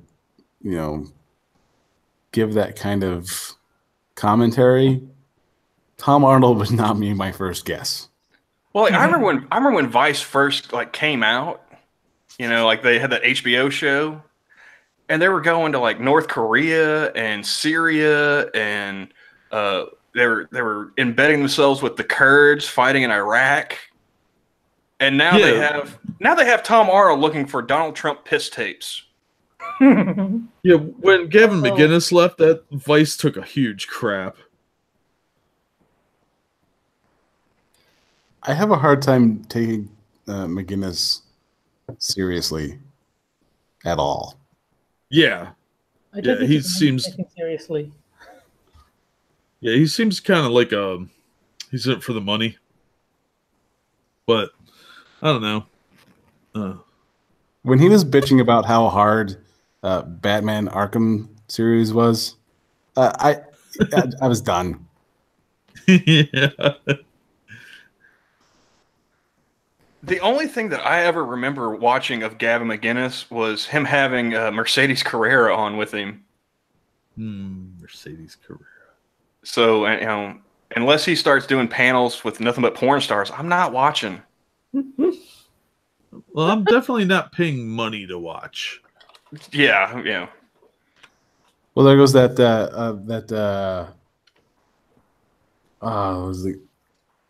that gal who's like, why don't you pay for my Snapchat premium? Oh God, yeah. Because porn's free. Which thought? Because Pornhub's a thing. Yeah. If you can't find free porn, you're not trying. There's only At one all. time. There's only one time in my life that I willingly paid for porn, and that was after they killed Osama bin Laden. You remember they had all those reports coming out? Oh yeah, yeah. Like right after they capped bin Laden, they had a bunch of news reports coming out like the week after talking about how he was growing pot at his compound. He had all this porn laying around. And I took that as a personal challenge. Like, God damn it, I'm an American. There's no way the number one terrorist in the world is going to have more porn than me. And I went down to the local sex shop and bought like 10 DVDs. Not all heroes wear capes. It's true. Yeah, some of them were jizz bibs. Oh, I'm using that. That's awesome. Jizz bib. I gotta write that down. But yeah, I mean, that's the only time in my life I've ever actually paid for porn. And I mean, and before the internet, like I did like every other red-blooded American male. I found my porn in the bushes because apparently that's where everybody found their porn. I thought it was just me and my friends. No, that is like that's a in the truism bush. from. That's too easy. Too easy. Oh no! Back in the 1,000-person town, my friend found it was someone's like hustler advertisements that they just sort of like opened up and just emptied out of the magazine. And so we were just going through and he had to check the mail for his dad once and went into the post office, so went in the PO box, and just out of the side of his eye caught the porno ads in the garbage, and he's just like, and it's mine. Yeah, see, it was a lot harder to get porn in the 80s. Like, when I was a kid, you had to know where people stashed it in their barn. So when you went over to someone's house, you could go out to the barn and look at their dad's porn collection. Know where your grandpa kept his porn, which my grandpa kept it in a brown paper bag at the foot of his bed. So it was easy to get to. But it was all like 70s porn. It was always a mixed bag of what you could locate. But yeah, behind shrubbery, that's the great thing about small towns. People just throw their shit everywhere. So yeah, you have to know where to look for porn. Now it's easy. These kids, there's no hunt. You're not watching Cinemax with the lines through it anymore. Oh, scrambled porn. Yeah, Good, I feel good really old- old right now. Good old Skinamax. Yeah, Friday night. I knew a kid when I was in high school. Like his dad was a cop and he was really strict, and so this kid, he would try and get off work as soon as possible to get home so he could watch Skinamax. Oh, jeez. So like he was hounding us to get everything cleaned and put away and get the place closed down so he could get home and watch like the Lord of the Cock Rings before his dad got home or some shit. Cinemax After Dark, man. That was the shit. That is some dedication, man. Oh man, he was Employee of the Month just for all the wrong reasons. He didn't give a shit about the job or the pay. He's like, man, I gotta get my soft core. And I was trying to tell him, like, dude, like LimeWire's a thing, right? Yeah, that was a great invention. just porn and malware. Yeah, And computerized super AIDS. You wouldn't get STDs, but your computer would. Yeah, my computer was a dirty whore. No, my actually when LimeWire, I think it's I can't verify that they became FrostWire, but I think they did, but I'm not sure either. it's some sort of like loophole that they have. But yeah, my old computer before I got the one I have now, before I cleaned out majority of the malware, when you turned it on, it took maybe 45 minutes to boot up. Oh, And I'm like, I don't know what I gave you, but take it. What were you watching, Johnny? Oh no, it's not just. I mean, I didn't do the whole. Not just. It's not just. I'm going to plead the fifth on that one. But going back to Jack's point, these kids today, they've got it so easy. They don't even have to worry about that. They can just stream the porn straight from their phone. Yeah. No searching through shrubbery. No fighting off, malware and all that stuff. Just like boom, there it is.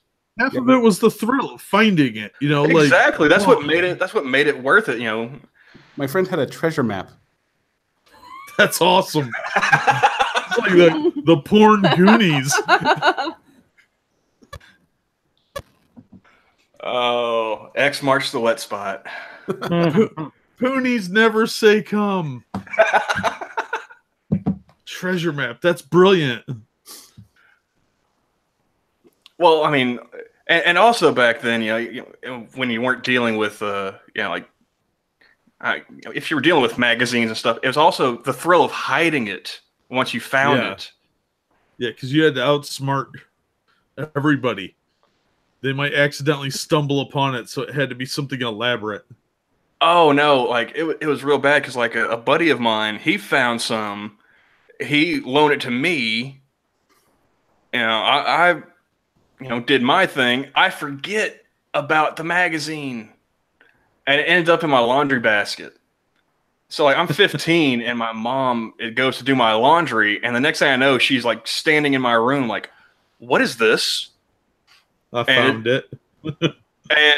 And unfortunately for me, it wasn't like a Playboy or a Hustler. It was some obscure like fetish magazine. It's Gimp Weekly, Mom. Jeez, can't you read? And I just looked at her and I was like, "So, this is gonna get awkward." And it's just a coincidence that it's the best ball gag episode. Well, I think it was like like a bondage magazine, like big titty bondage girls or some shit, so they're like all tied up and whatnot. And like the look on my mom's face, I just thought, just by the way she was looking at me, she was afraid I was gonna be like the next Ted Bundy or some shit. Like, oh my God, this is how it starts. Yeah. Oh, Mom, they're just like nuns. It's religious material. Duh. They're doing it for Jesus. But yeah, you could just see like the gears turning her head. Like, this is how it starts. And in like 20 years, his neighbors are going to be saying like, he was so normal. Yeah. Well, it was real bad because I lived in a pretty religious community. And if you were busted with porn as a teenager, it would all kind of snowball for you. So, like, I'm playing Dungeons and Dragons, looking at porn. I'm already a Satanist and a pervert, so come on. So you had to be real careful about that shit. You were one step away from virgin sacrifice, man. Oh, yeah, absolutely. But for totally unrelated reasons. I can only imagine the church chat be like, "Oh, did you guys hear? Jack got busted with porn again. Oh, that's the 5th time this week." Yeah, it'd be about right too. No, I never got caught, thankfully, but plenty of my friends did. And oh man, the holy thunder that would come down on some of them was unbelievable. And you could tell who had the cool parents because they were like, "All right, you're no car for the week." But then there were guys that had to go to like that's a cool parent, is they take away your car? That was the cool parent. My one buddy had to go sit down and have like lecture time with the preacher. Well, see, I lucked out because my mom grew up a preacher's kid. So she had all that nonsense beaten out of her pretty much by the time I was, a teenager. She's like, "Nope, I've heard it all before. I'm not listening." But like, yeah, she found that magazine. She's like, "What the fuck is this?" I was like, "I found that? Where? In the bushes?" which her being a woman, she didn't believe me. I told my dad, "It's like, oh yeah, I totally, yeah, definitely. The bushes where everyone finds their porn. Everyone knows this." But no, like, so she was so freaked out by that magazine, like she decided she was going to be the cool parent. She got me a subscription to Playboy so that I would be looking at tasteful stuff. Well, at least it was artistic. There you go. Yeah. Can we get some barely Healthy legal material. Hawk Ma? Come on. But yeah, I mean, I want to switch kinks, Mom. This isn't doing it for me anymore. These girls just aren't dirty enough. I'm sorry. like Mom, you barely see the landing strip. What's going on here? Come on. At least with Hustler, you get the full show. Yeah. Oh, Larry Flint. God bless that man. Because as soon as Hefner died, they started getting weird over at Playboy. Yeah. They finally figured out that nobody reads it for the articles when they went that 1 year without having nudes. Yeah, that was just dumb. The fact that they managed to go a full year before that lesson sunk in impressed me. I was like, that is some powerful stupid. That is the best ongoing April Fool's joke ever. And then they come back and they put a trans model in there. It's like, okay, I mean, like, are we talking pre-op or post-op? You know? I don't want to get confused when I'm trying to rub one out. You know, that's weird. I don't. Well, the best part was like, People are into the bull. well, I mean, they had like Playgirl and they had a couple other ones too. Like they had one for like, one that was, naked men for women, one that was naked men for men, one that was like naked women for women, I think.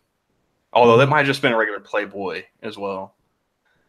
But Well, yeah, it's like you couldn't make another magazine, just with just a bunch of yeah, there would probably be a good market for it too, because there's a lot of people interested in trans. Especially these days, yeah. Yeah. But like they came out with it was a gay editor at Playboy too, which is what really just I was like, really, a gay editor? Diversity hire. For a men's magazine full of naked women, you want a gay guy? Well, I mean, he is dispassionate. I'll give him that. Well, I mean, you don't go ahead. aesthetic and have an opinion on a human body without actually wanting to fuck that human body. That kind of makes sense. No, it doesn't. Like, no, I mean, Not to a straight guy, it does not. No. Yeah, that makes zero sense. If you were looking for an artistic thing, like you're shooting a photo of some scenery or something, sure. Outdoor photography, yeah. I don't need Andy Warhol, making my porn. You know? I want to see some dirty whores when I'm looking at porn. She needs to get in there. Yeah, the lighting can be classy, but she better look like she's gonna bang me, and I am not an attractive human being. So she better give me that wanting look, and her boobs better be out, and it better be ready to go. No. I know a lot of gay dudes, and they all say the same thing. I don't know why you want to look at that. It's disgusting. That's why I never understood. That's why I never understood dick pics. It's like I look down at one every day from that angle when I go to the bathroom in the morning. It's not attractive. I don't know why anybody want to send that out. What is it Joe Coy who's like, when he's talking about he's like, when you look at a woman's vagina, it's the most beautiful thing you'll ever see. But when you look at a man's penis, it's like a drunk friend falling out of a car. Yes. But you could make it artistic and take like some side scrotum shots. Like side boob but on testicles.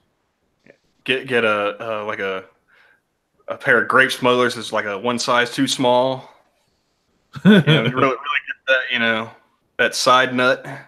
Yeah, I think we lost Terry. I think he's like, what the fuck is going on? Like, I thought we were going to talk about poop jokes. this is too much. I'm listening, but yeah, I'm sort of, I don't know what to say. So I'm served. It started with poop jokes, and now we're on side sack. I just think it's great that Jack and I have managed to break Terry. I think it's great we picked up new viewers. Well, the emus kind of helped. So Yeah, the view count went up. Hey, they're talking about porn. porn and emus. Hey, man, like Bart Simpson said, man, sex sells. Yeah, and artistic scrotum pics is the wave of the future, I'm telling you. Well, that's how you know that gender equality is bullshit, because you'll never see you'll never see pictures of dudes just letting half of a sack hang out. They'll never get you out of a speeding ticket. If you go into a convenience store and you reach up under your balls to get change to pay for something, they won't accept it. That's true. But I mean, they'll still take boob money in the middle of July. Yeah, they're probably sniffing that shit when the girls leave too. Weirdos.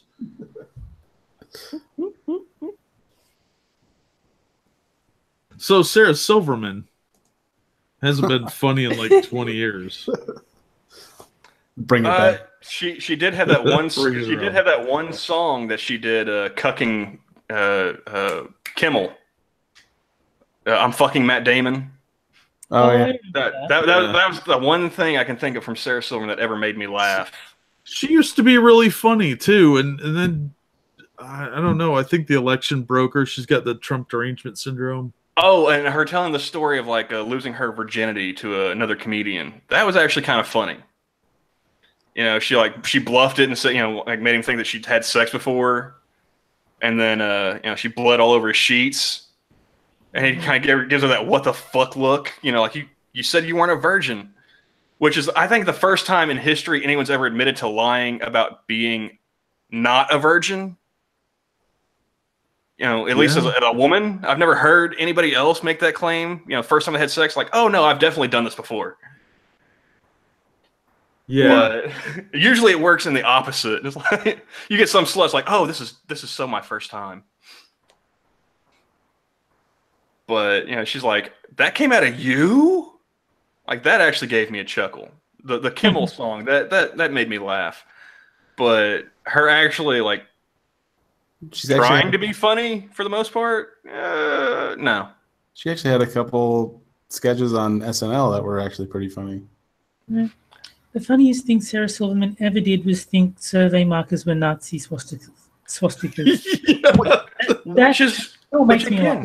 The fact that it makes me laugh because she's a Jew. If anybody should be able to point out a swastika, Yeah, that should be ingrained in your DNA. You would think. I mean, if she actually, I mean, how? Why? What? And she's so certain too. It's not like, are these swastikas? Look, I found swastikas written on the pavement. And it's like, no, that's just survey markers. She's not real bright. But between her and Chelsea Handler, I'm really starting to believe that Jewish folks aren't all that high IQ. Well, I'm sorry. I think that's a myth. I think they're just specialized in poop jokes rather than academic subjects like swastika recognition. Well, no. Heraldry. Chelsea Handler, hers is water sports, man. Haven't you seen that video? She's weird. Apparently, it's water sports and baby fetish or something. She's got Blonde's disease because. Oh, definitely. Yeah, that's terminal case. Yeah. Ooh.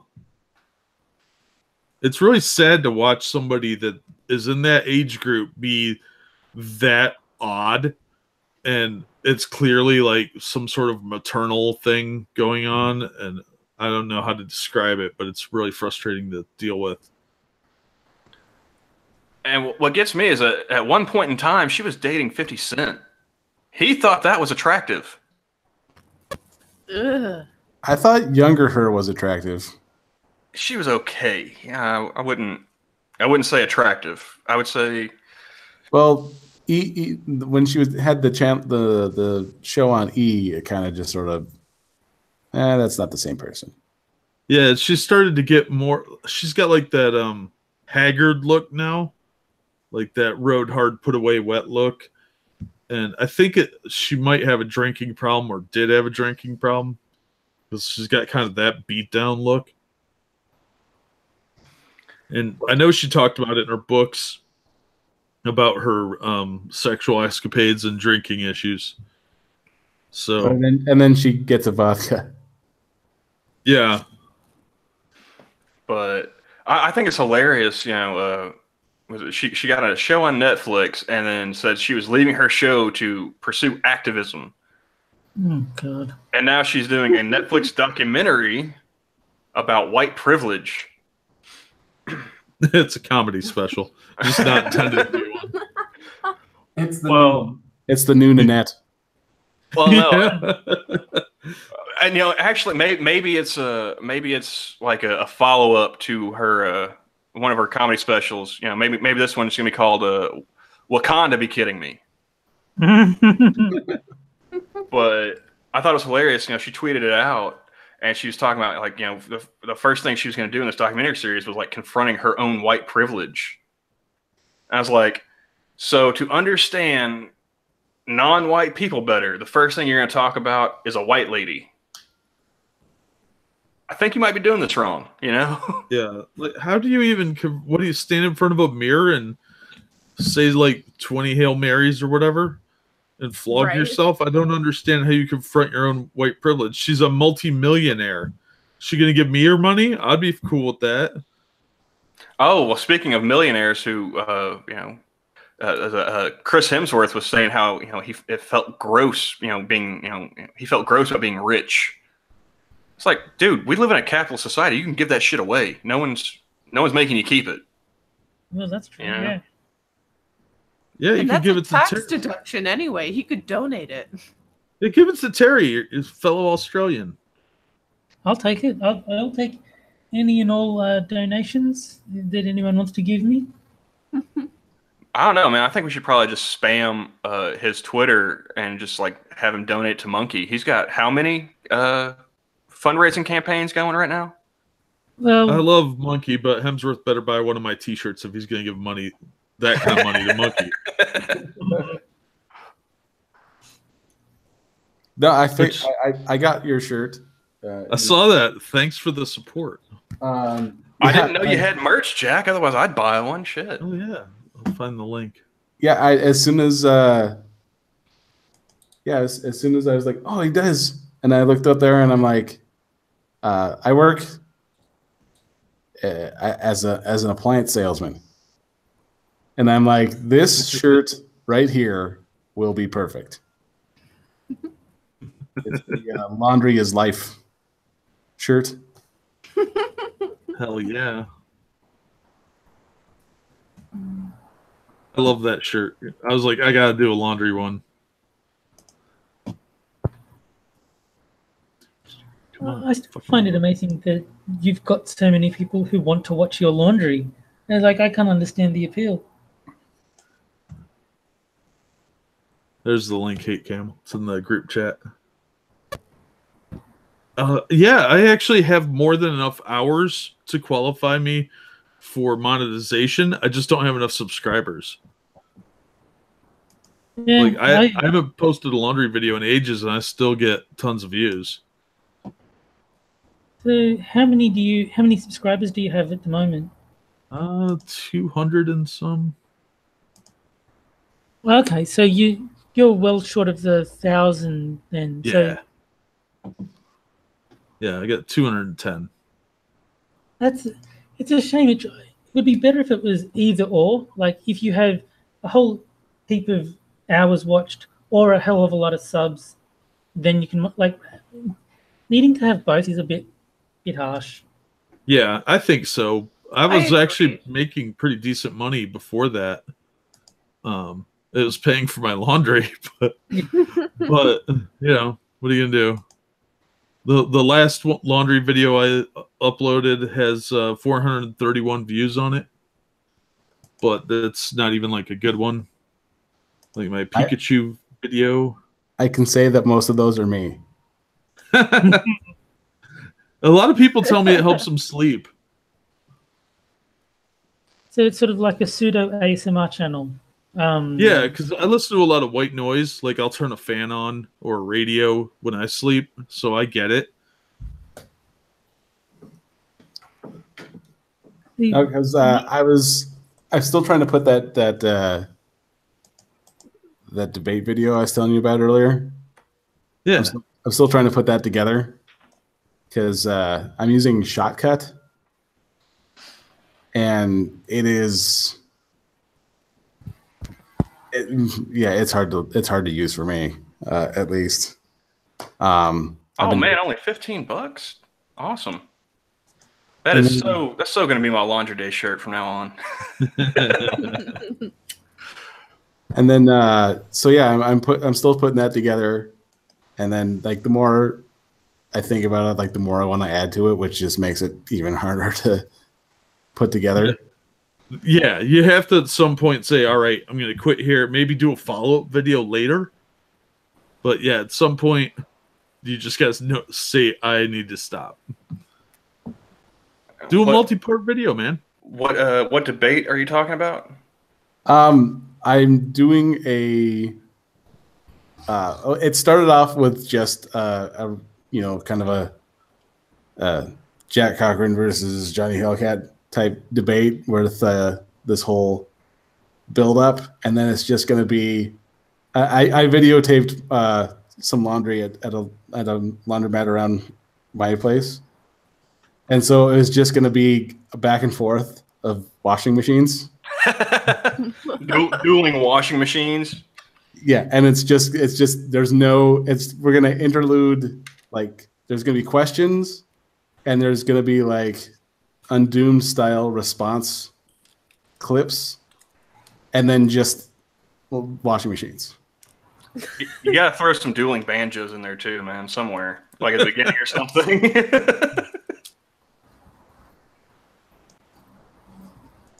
And I'm not monetized, so I don't think that'd be a problem. Yeah, like my laundry, I've got this is I Wash You Pikachu. It's 5,799 views, and it's half an hour long. So people watch weird stuff, but I think it's a brilliant idea. Means I'm actually going to learn how to like make a video or something at some point. I just use Windows Movie Maker on my old laptop. Mostly because I don't know how to work any technical stuff, so got to use something dummy-proof. Yeah. I just have no ideas for like a channel. Like, I film my laundry. Come on. Actually, I didn't even know you had a channel, Camel. I feel so bad. I didn't even know you had a channel. I don't have. I mean, I technically have a channel, I guess. You know, I ended up creating it when I started. I wanted to do super chats to people, and so I had to create an account and all this stuff. And I think I ended up creating a channel along with it. I just don't have anything on it. Well, that's how it worked for me. That's how I donate as well. Like, I have a channel with 0 subs. I don't upload anything yet. I like subbing to people who have no content whatsoever, just to kind of like head fake them. Like that chick that was in Monkey's stream the other morning, you know, like trying to be the feminist troll. Yeah, Cindy. Like I was half tempted to sub to her, but I didn't want to be accused of sexual harassment or anything, you know, any unwanted contact. Well, I think people do that on Twitch as well, because I've got 8 subscribers on Twitch, and I've never streamed a single second on Twitch, but I've still somehow managed to get 8 people following me, not subscribe, because subscribing costs money. But yeah, 8 people follow me on Twitch, and I don't know why, because I like I said, I've never streamed on there. The only thing I've ever done on Twitch is try and get Badger Man to make inappropriate German jokes. Yeah, he's too German for his own good. He needs a new sense of humor. I almost got him one time. one of the people in his chat was saying how like they were having a rough day and just stuff wasn't working out for them. And he's like, well, life's not all sunshine and rainbows, man. Sometimes you're gonna have bad days and whatnot. And I was like, just like the Rhineland in 1938. Well, no, like I took that quote and I added to it. I was like, yeah, man, life's not all sunshine and rainbows. Sometimes life is like Belgium. You just have to march through it. And he got to Belgium and was like, oh, nope, stop. Wow. So you gonna do videos on the regular, Johnny? Not really. I want to, but between time and subject, there's not much. I think the one thing that I probably think I'll try and splice together before the topic dies is false rape accusations. Oh, yeah. And who will you be accusing? I don't think that's ever going to die down, unfortunately. So who are you planning to accuse falsely, just for your video? Kavanaugh. Yeah, I mean, why not? I figured after this live stream, it would have been Jack or me. Whatever. Well, I have to find someone believable. Yeah. Yeah. Hey, Johnny, hey. No, I watch too many live streams and stuff when I'm not working to actually be productive and make a video about anything, really. I have a 2-hour video about corn. So there's plenty of time, I assure you. I could go through my Steam list, like all the games that I've got. That could be like do a video for each game and just talk about how I've never played it, but it's still sitting there on my Steam list. That could be 1,700 videos. You should do games I never played reviews. That's a good idea. Just make up your own journalist. Story. Yeah, just be an ungames journalist because you've never actually played it. Just make it up. No, that's just a regular games journalist. Oh, yeah, I do know one thing I would actually do if I ever got around to making videos. It's like all like the weird camel shit that anything ever comes up. Like I think last year there was a story about 12 camels being disqualified from a beauty pageant in Saudi Arabia for using Botox.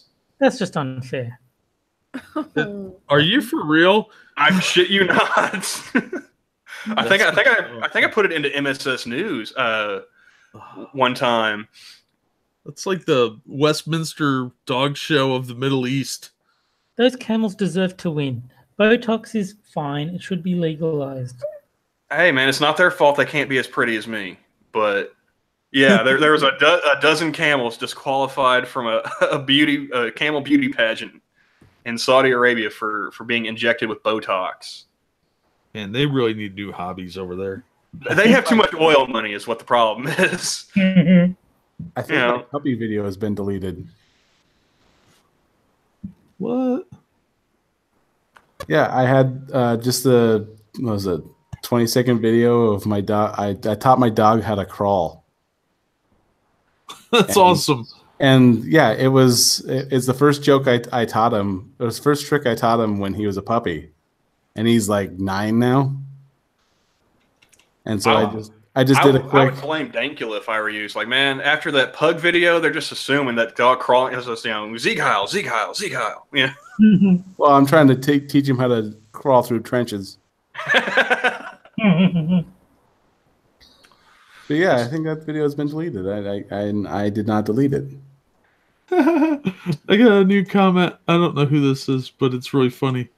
Reverend Rex said, I was really high and wanted to watch a laundry cycle. You made a friend for life. That's awesome. I've just recently started actually commenting on videos. Was that the Pikachu one? I don't know. I didn't see which video. Like my best one to date is the that Dankula video where they were reenacting, communism in the Scottish wilderness. Oh yes, that was great. That was a great video. Now, All I put was, well, at least now we can say real communism's been tried. No, it was a red and white towels load. I do themed ones sometimes. And the funny thing was, like, somebody actually responded to me with like a dissertation of why it wasn't actually communism. Oh dear God! They took it seriously. Communists are so zealots. Well, no, like he was just one of Dankula's autist, fans. no, I don't want to potentially dox anyone, but I think the mask is the mask guy tailed. Yes. Yeah. Yeah. Because I'm like, I recognize the one person Oh yeah. who does not want to be recognized. Wait, Tailed was in that video? He did a face reveal without telling anybody. Oh my gosh, I have to rewatch it. I'm sorry. It's not even really a face; it's just his eyes. Oh yeah. But I'm just like because I remember watching his last video that he did with Misa, and I saw the mask and I'm like, it looks like Tails' head. I recognize those Scottish eyes. But yeah, this guy gave me like a 2 or 3 paragraph response, and I just asked him, like, dude, do you write a dissertation for every joke you read on the internet? I was like, by the way, before this goes any further, I don't disagree with you, but it's a fucking joke, man. We have to stop Why so comedy. serious, bro? You're like, Jesus H. Christ on rubber crutches, dude. You need to decolonize your humor. This is true. Everything needs to be decolonized. It's true. It's true. Like the science. Well, I mean, science will win. I could pull my victim card, because I'm actually an Indian. Yeah, you're Native American, I was about to say. And I could say that we had our humor beaten out of us on the Trail of Tears. That's why that's why we're crying the whole way. Because Andrew Jackson was a bigamous douchebag, and it's not your fault that he's an asshole. Oh, speaking of Native Americans, Johnny, I had the perfect setup at a job I did recently. There's this big fat Indian dude working with us in this kitchen, and for some reason, like he was trying to make like a gay joke, like we weren't his type or whatever. Yeah. Yeah. And it's like, dude, I know I'm not your type. My name's not Diabetes. And it completely went over his head. He thought it was just a fat joke. Wow. That was like my second day on that job. I no longer work there. Well, dude, I used to play D&D with this kid that thought when people said Indians, he thought they were East Indians, and we chased them off the continent and moved them to India. So he honestly didn't understand the difference, and he was like 20. I'm like, how did you go through life not understanding when somebody says Indian and they're talking about American Indians? They are not talking about Hindu Indians.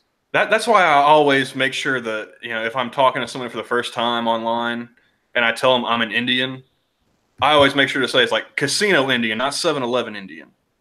Just so we're clear. Well, I was don't call me for tech support. I was talking to someone and I go, I was like, yeah, because I'm Native American too, and they go, oh well, how can you prove that? And I go, because I can talk like this. I can talk to the moon spirit.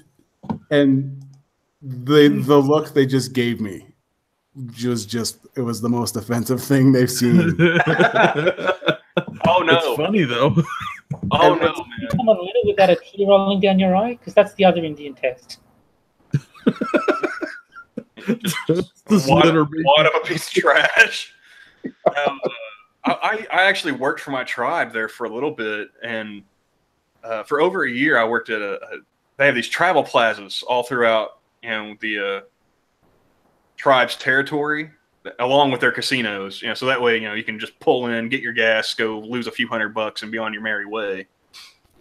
But our tribal members, if they have their tribal ship member card, they don't have to pay like the tax on anything they buy, and they actually get like a discount.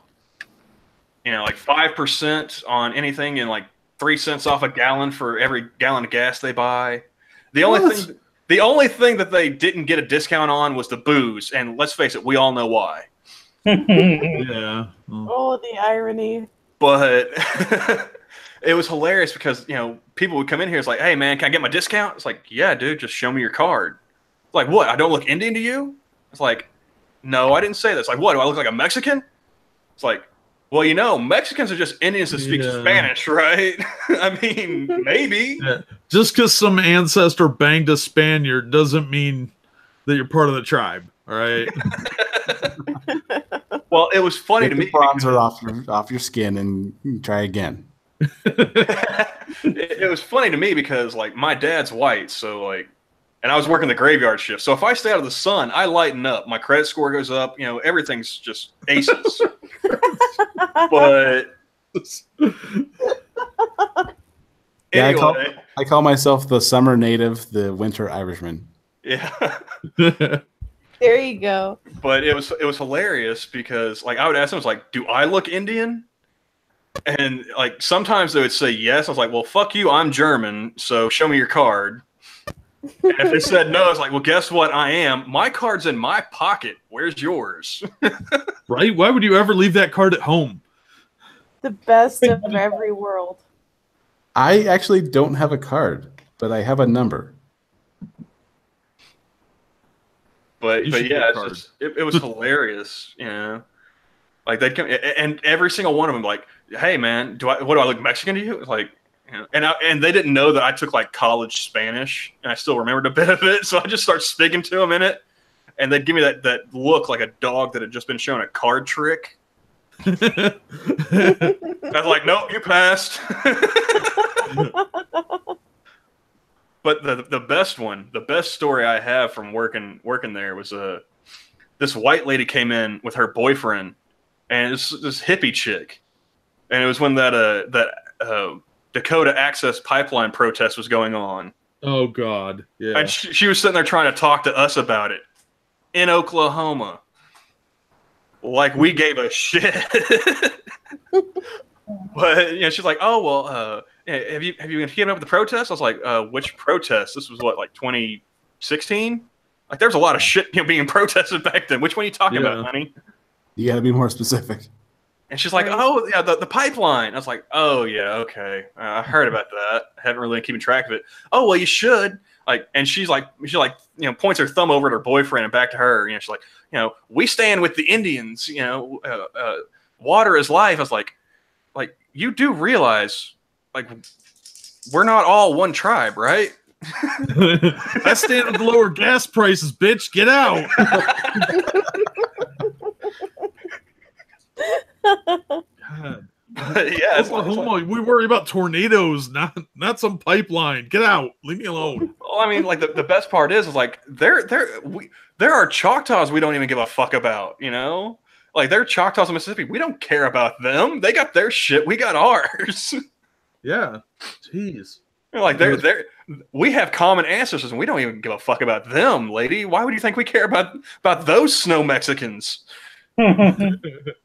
I was actually on my way to let's see, I was chaperoning my stepson's trip to Auburn, Washington because he was going to go see Slipknot. And good kid. And so I was like, okay, I'm going to go see the ocean because I hadn't seen the ocean yet. And then it's where water meets sand, dude. I'll save you the trip. It's a nice view. I mean, for someone who hasn't seen it regularly, but pretty much, yeah. And so I get out there and I pass the town that that the reservation is there. But to get there, you have to go through another reservation. And I drove past one reservation town, and like everyone is just stopping and staring. Just like a Russian nesting doll of Indians, dude. You crack one open, you got to get to the next level. Aww.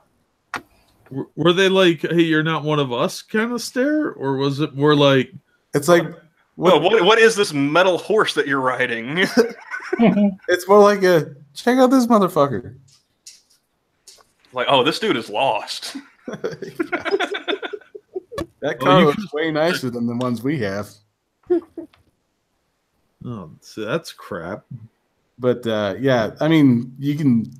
And I was talking to once again my lefty college friend, who is quoted as saying, "I would rather ruin one man's career and send him to prison than make sure he's innocent."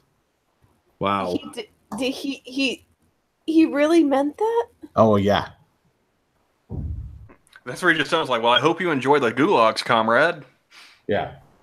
Well, he told me that because and my dad was looking for work, my real dad. And we went from town to town, and he moved into a different reservation, which I guess was a thing.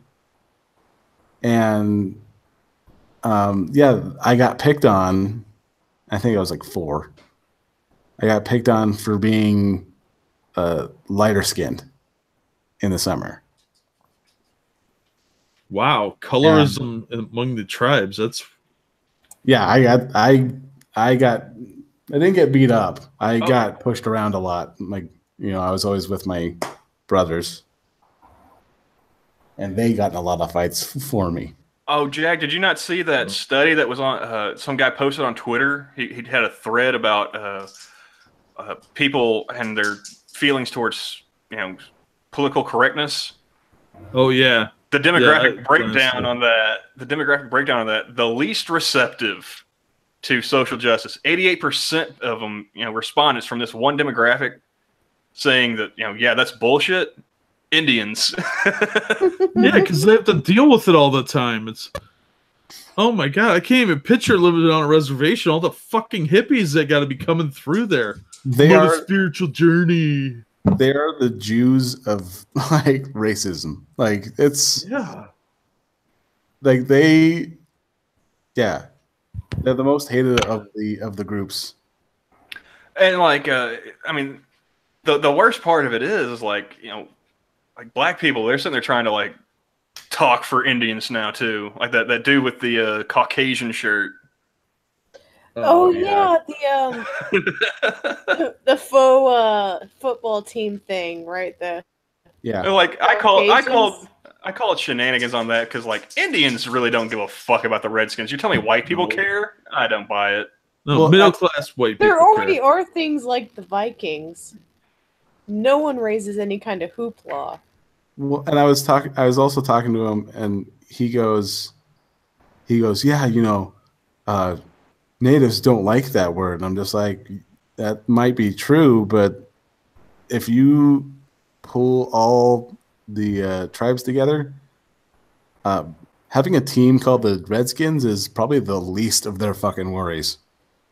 Yeah, they have legit shit to worry about. Yeah, addiction rates are through the roof. The welfare money and the hassle you have to go through with the Bureau of Indian Affairs. There's all kinds of other real world problems to deal with. Chief Wahoo is not exactly high on the list, I would think. The only complaint I have about the Washington Redskins is they suck as a team. Yeah, their logo looks badass, like Mutual of Omaha. I would much rather they make the playoffs than change their fucking name. Yeah, they can change it after they win. There you go. I mean, like the Cleveland Indians, they almost had me rooting for them, but then they lost to the Cubs. You know? Go Cubs. I mean, they managed to lose to a team that hadn't won in over a century. It's like, nope, you almost had me. Yeah, I was Indians. Yeah, the Cleveland Indians just officially retired Chief Wahoo, so he's not going to be on their merchandise anymore.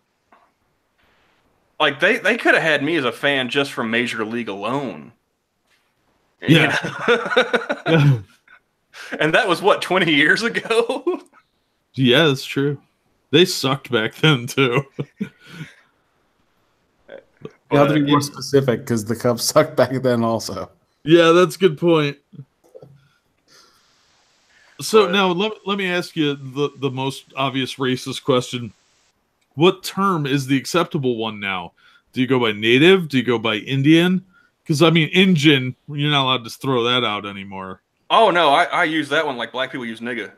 Taking it back. You can. Oh, I spent 30 years hearing Indian jokes from my white dad, so like it doesn't faze me one bit. Oh yeah, my dad hammered that shit in. My stepdad hammered that shit into me.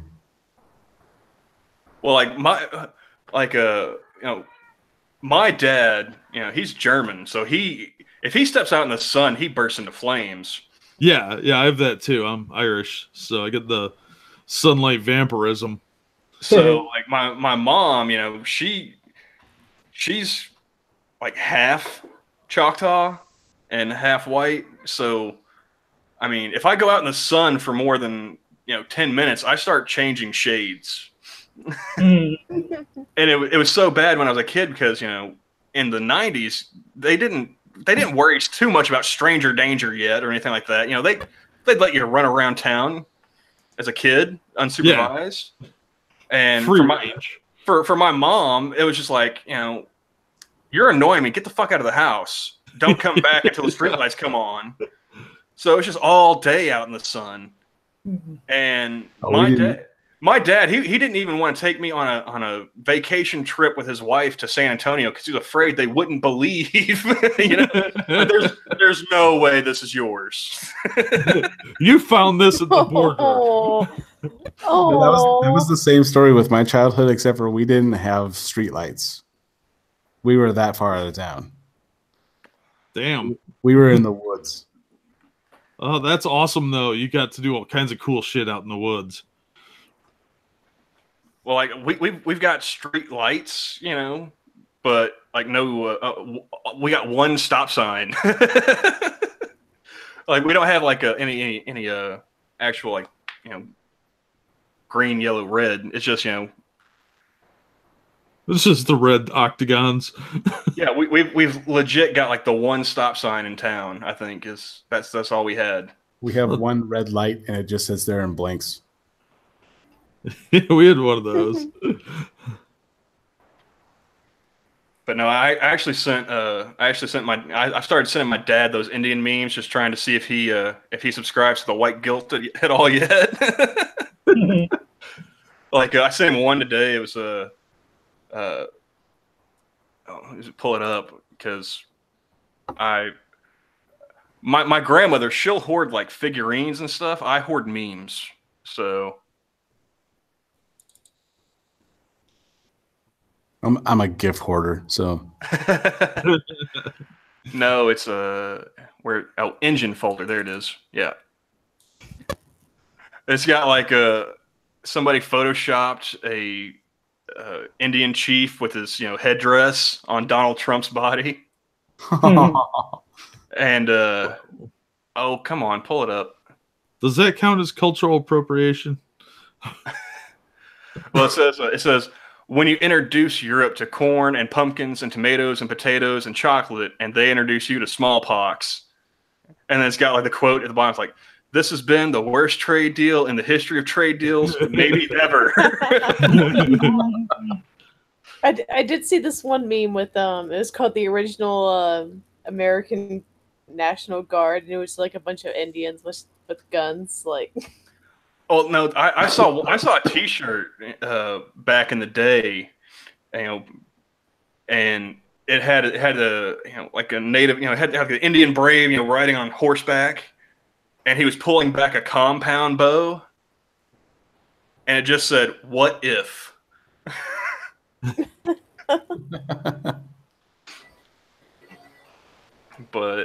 I always like to, I like to remind my lefty friends, the few that I have remaining. It's like, if you're for open borders, we've tried that already. See how it works? That's the reason why you fuckers are here in the first place. We tried that and a bunch of whiteys came and sneezed on us and everybody died. Oh, shit. It's like, it didn't work out too well for us. Take my advice. Build the fucking wall. They can't even argue. Holy shit. But yeah, I mean, And then trying to tell, like being an Indian is so great for just knocking back social justice. Because like, oh, you want socialized medicine? Yeah, we already have that. Guess what? You're waiting 4 or 5 months just to see a dentist to get your teeth clean, not even fixed. Yeah. Oof. Yeah, I told my friends, like, if we could change the past, at least try and get some sort of, middle ground going. But there's no way in hell you're gonna have like any kind of it was an invading force is what it was. And they were taking it no matter what. Oh man, if you really want to make people's heads explode, just tell them that the last Confederate general to surrender was an Indian and see what they say. It's hilarious because like I got into an argument in one of my college history classes, and they didn't know it. Like it was what class was it? It's like it was early American history, I think. And it's like we were just getting almost to the point of the Civil War. It's like, well, guess what, man? If you read ahead in the book, you'll find out that it wasn't just white people fighting over black people. The last Confederate general to surrender was an Indian from Oklahoma named Stand Watie. And that's and he fought for the Confederacy. A lot of the tribes did in Oklahoma. Wasn't he a Cherokee? Cherokee or Choctaw? I can't remember. I want to say Cherokee. Yeah, I think so. But they fought for the South because the South promised to leave them the fuck alone. And we all know they were lying. Well, I mean, yeah, I'm sure they didn't really buy it, but they're like, you know what? If we help them beat them, then it's going to be easier to beat them when they try and fuck with us. Something. I mean, I got to be honest. You'll leave me alone is an advertising pitch that I will fall for every time. You promise to leave me alone? Yep. Whatever you're selling, I'll take it. Well, to be fair, all right, boys, look at the historical record. Yeah, there were a lot of take-backs when it came to the Confederacy. There wasn't a long-standing, oh yeah, we won't renege on this deal. Promise. Fingers crossed. Where do you think the term Indian giver came from? It wasn't from us.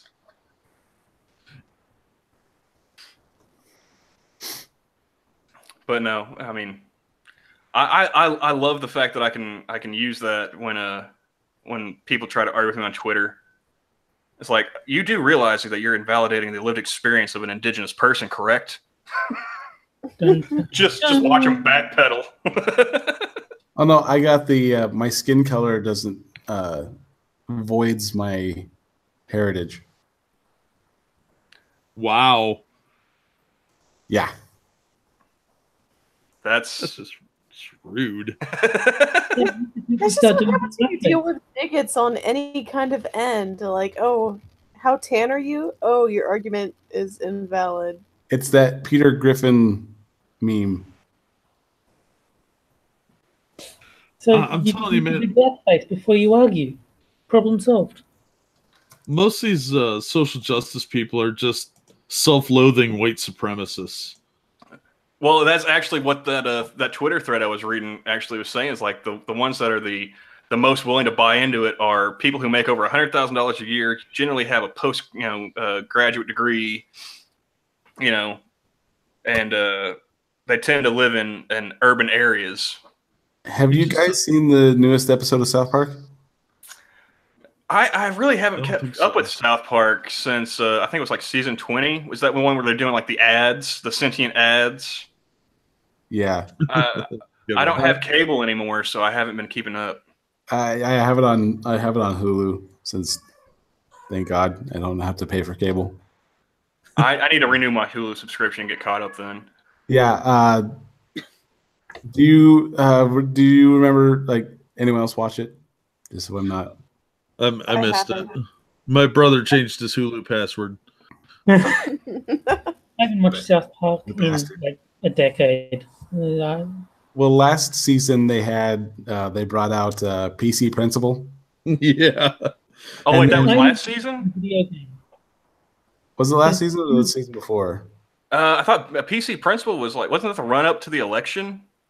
Like Garrison was winning, and like because PC Principal turned out to be one of the ads that didn't know he was an ad. Anyway, I'm gonna have to I watch that don't again. know. Oh yeah, that's right. Yeah, that was PC Principal. And then last season they brought out Strong Woman, who's the vice principal.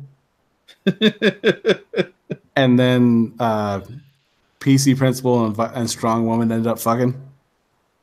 Of course it did. And then in this season, she gave birth to PC babies. Are they gender neutral? No, they're so PC that whenever anyone brings up anything of any racial epithet, they end up crying Yeah. and just freaking out. Like this guy comes in, shit, what the hell shirt was he wearing? Speedy Gonzalez. He was wearing a Speedy Gonzalez shirt, and the kids and the babies just started freaking out. And I think it sounds like they're starting to go with the things are so PC that it's becoming racist. Well, it's kind of how it is. I mean, That's kind of how it started, really. Yeah. Like, oh, we can't say that word. That'll offend these delicate people. Yeah, because they can't handle it because they're subhuman. That's how it always sounds. I just love how we went from the 1950s. We went from like the 1950s, calling them colored people, to now it's people of color. Yeah. Like, wow, you've just managed to add another syllable in there, and somehow Right. it's not supposed to be racist. It's the George Carlin thing all over again. Exactly. Yeah. Like I always wonder, like when after people die, because like that's how I got into Bill Hicks. I got into him in high school, and he died in like 94, 93, 94. But Buddy played one of his CDs for me. And I'm sitting there listening. I didn't know who this guy was. He didn't tell me who it was to begin with. And he was talking about the Iraq War. And I was like, holy shit, this is hilarious. Can we stop calling it a war? A war is when two armies are fighting. That's like middle of the insurgency. I'm laughing my ass off. And I was like, dude, this guy got any more, specials? Oh you yeah. got to create a new one He's anytime already soon? dead. Yeah, he's like, dude, that guy died like 20 years ago. I was like, oh, no shit. Because at first, him being a Texan and he was talking about himself, he was like, calling himself Bill. I was like, man, Bill Engvall really grew some balls. When did he go? When did he go so blue? Because he had that twang. But I found out he was, he'd already died. I was like, man, that sucks. Wouldn't it be great, if he were still around? And I was like, oh wait, he could have went really. It could have been really bad, Like, what if Kurt Cobain hadn't tried to swallow that shotgun? Would we have gotten another, in utero? Or I don't think so. What would Hendrix, sound like today? Would we still be calling him the greatest of ever? Probably not. I think You probably get There's a about lot- another few episodes or a few albums in, and they'll be like, "Oh, he's just not trying anymore." I think there's a lot to be said to going out in your prime. Like, no one thinks of the Rolling Stones as anything anymore because they've been dragging their carcasses around so long that it's like, yeah, whatever. If they'd stopped after one or two albums. They'd be nowhere near as rich, but I think people are just impressed that they've managed to keep, Keith Richards embalmed for the past 15 years. Cocaine does that to you. But No, I just remember that South Park episode with Rod Stewart. oh god, wasn't that the one where they finally meet God or whatever? Yeah, He was gonna play the benefit. Yeah, he's gonna play the concert beforehand. and was it Stan takes hormones? yes. I remember that one. Yeah. No, he wastes the one question God will answer on asking why he didn't get his period. Yes, that's what I was. And Kenny dies of toxic shock because he had a tampon up his ass. Mhm. That one I distinctly remember. One of my favorite episodes was when the internet went down. I think they got some internet out in California. And everybody's all frustrated because they want to watch porn. Oh, yeah, and it ends There's a up spooky being, ghost. it's just a cardboard box with people drawing shit, Like a FEMA camp.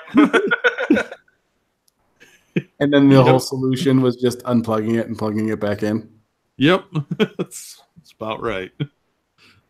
I don't know. For me, I'd probably have to say the Scott Tenorman episode was probably one of my favorites. Yeah, they're just sitting there. They just remind me to never fuck with Cartman. Yeah. or the Sentai Pad episode. That was another good one. Oh, yeah. I really enjoyed. And, oh man, it's got internet and it shits in Kyle's mouth. Oh man. the Mormon episode. Dum dum dum. Which one? There's, I think the one. Yeah, the one where they're retelling the origin of the Mormons, and they show it's a musical. Wait. Yeah. I'm thinking of the Scientology one. That one was a great episode too, but the Mormon one where the guy finds the plates and he's looking through the thing and he's narrating and it pauses every now and then. And they go dum dum dum dum, and then somebody says, "Well, why don't you test him on that?" And you hear smart, smart, smart. You have to see it if you haven't seen that episode. It's amazing. What I think is really hilarious is they've been doing this so long that there was an interview they were doing talking about getting old, and I think Trey was talking about how his stepson had said oh that's a derp, and he's like, what did you say? He's like, oh that's a derp, man, you wouldn't understand, it's an internet thing, you wouldn't understand, it's a derp. He's like, Google that. So the kid Googles it and it's like derp, a term created on the South Park episode yada yada by Trey Parker and Matt Stone. It's like, how bad does it got to suck to be that kid? Yeah. Well, boys, I gotta take off. I got work in the morning. Oh man, yeah. What is this? What is this 4-letter word you're saying? WORK. I mean, shit, I gotta do. Sounds horrible. Yeah. This sounds like something the man is forcing you to do. I can't wait till communism comes around. I don't have to work. No, you should fight the patriarchy. Someone else will do it. Just walk up to it and burn it. Just pull out a bra and just burn it. There you go. Well, I mean, if she doesn't want to work, she should be fighting for the patriarchy, man. She should be, begging somebody to chain her to the oven. Oh no, everything's patriarchy. Right, I need to find a good husband so I can just make sandwiches all day. Oh, dare to dream. If I could find a woman that could make a good sandwich, might actually get married. Dude, I can cook. I just cook for myself. Well, I got to admit, I'm fairly lucky. My dishwasher makes excellent sandwiches. Oh, man, what's that like? It would make an excellent tossed salad. I can imagine that. Dirty joke.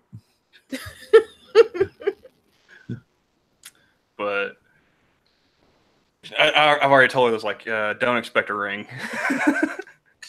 It's like, isn't cohabitation enough, woman? Why you gotta be so needy? Just do the Simpsons thing. Give her an onion ring. Or a ring pop. Yeah. If you put a ring on it, then you lose half your stuff.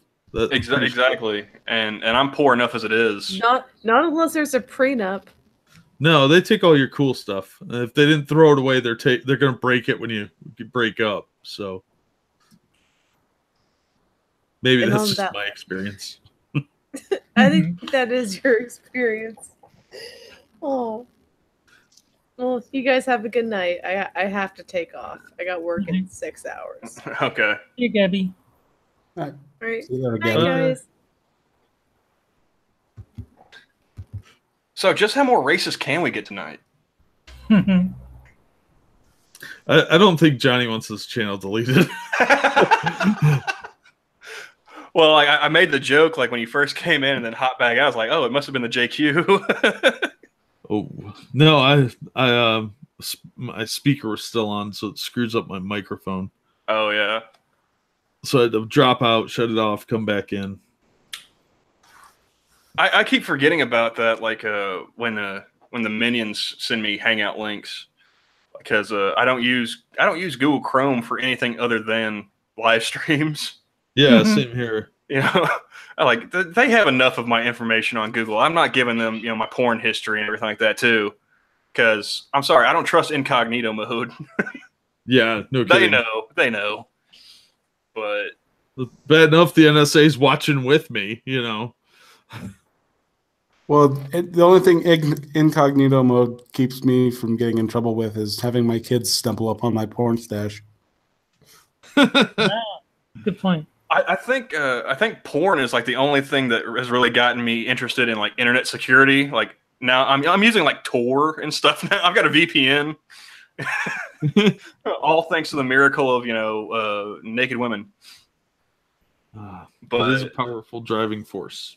I always forget, like, because I just use Internet Explorer for the most part, and if I'm on Twitter in the app, I can't copy the link in my DMs, so I've got to sit there, minimize that, open up Twitter on the web page, go to my DMs, get the link, copy it, open up Chrome. It's a fucking process.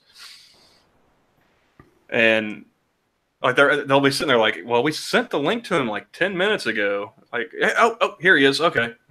And like I'll keep the stream open, in Internet Explorer. I'll just mute it.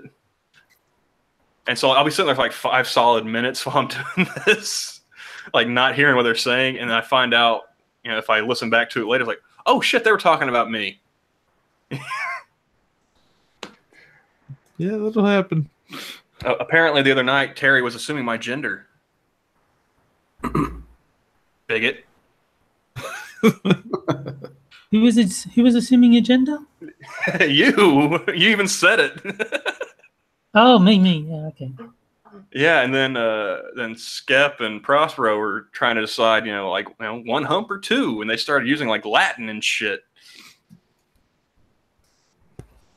That's an interesting turn. Yeah, like those people, I don't know why they want to talk to me. They're way too smart for me to be talking to them. Preach to the choir, dude. I don't even know how I got invited on this stream. Well, I think they just need someone to feel superior to. So they invite people like me and you and Jack so that they can have their intelligent conversation with, oh, okay. Yeah. Oh my God. Yeah. I was on stream with Sandgren one time and I was like, dude, I don't know what the hell you guys are talking about. Some science shit. I'm not smart. Leave me alone. I was an English major. Yeah. Well, I'm a junior college dropout. I don't know why anybody wants my opinion. I make dick jokes on Twitter. But they're good dick jokes. So, but they keep inviting me back, so I think just be funny and they'll be smart, and then the combination works. Yeah, Johnny, why haven't you been on Minions yet? Work. Oh.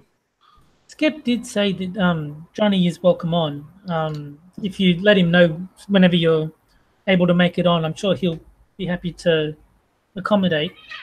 But if work is a hassle, then yeah, it might be hard to Yeah, find time. the minions start about 9:30, which is when I'm getting ready for work.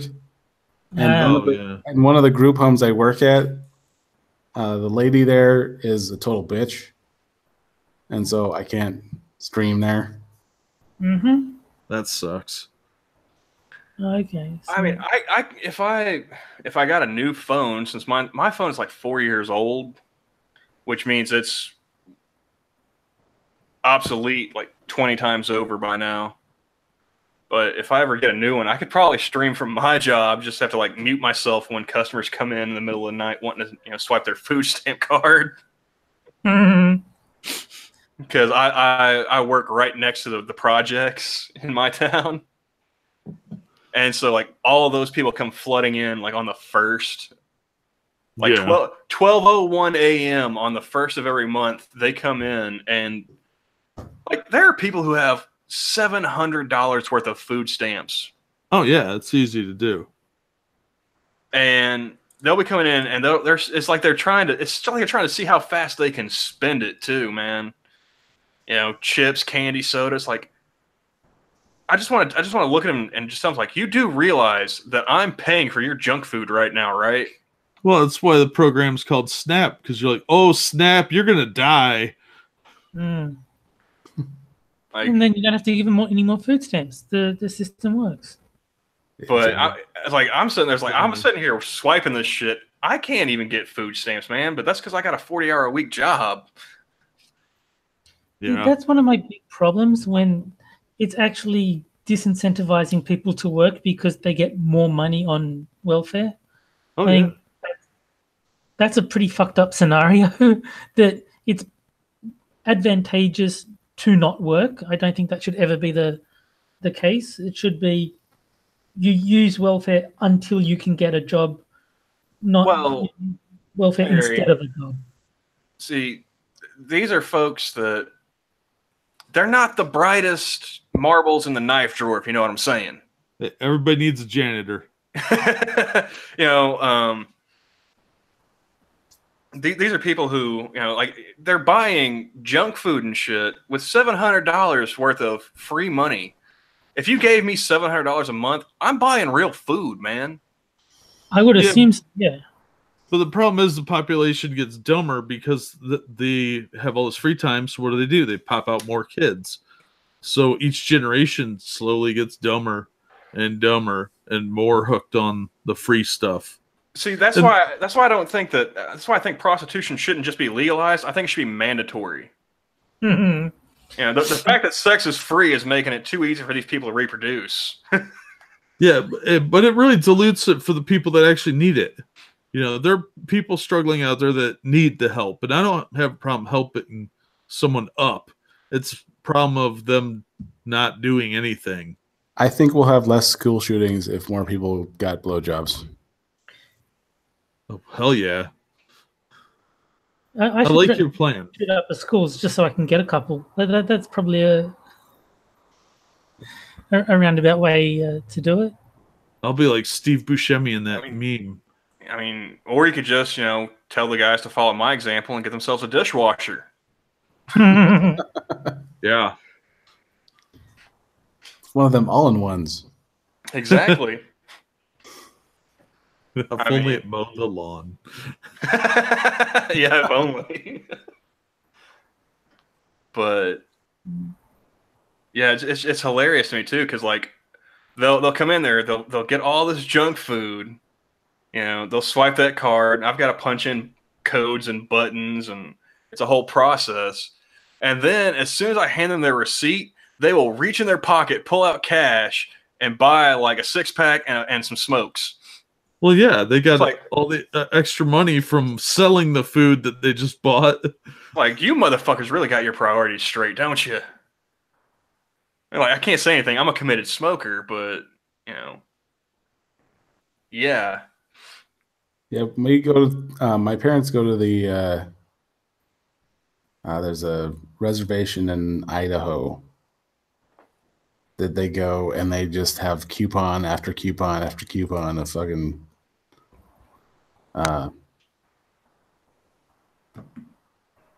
like buy one get one freeze, and they have like they've walked out with like maybe 16 cartons of fucking cigarettes.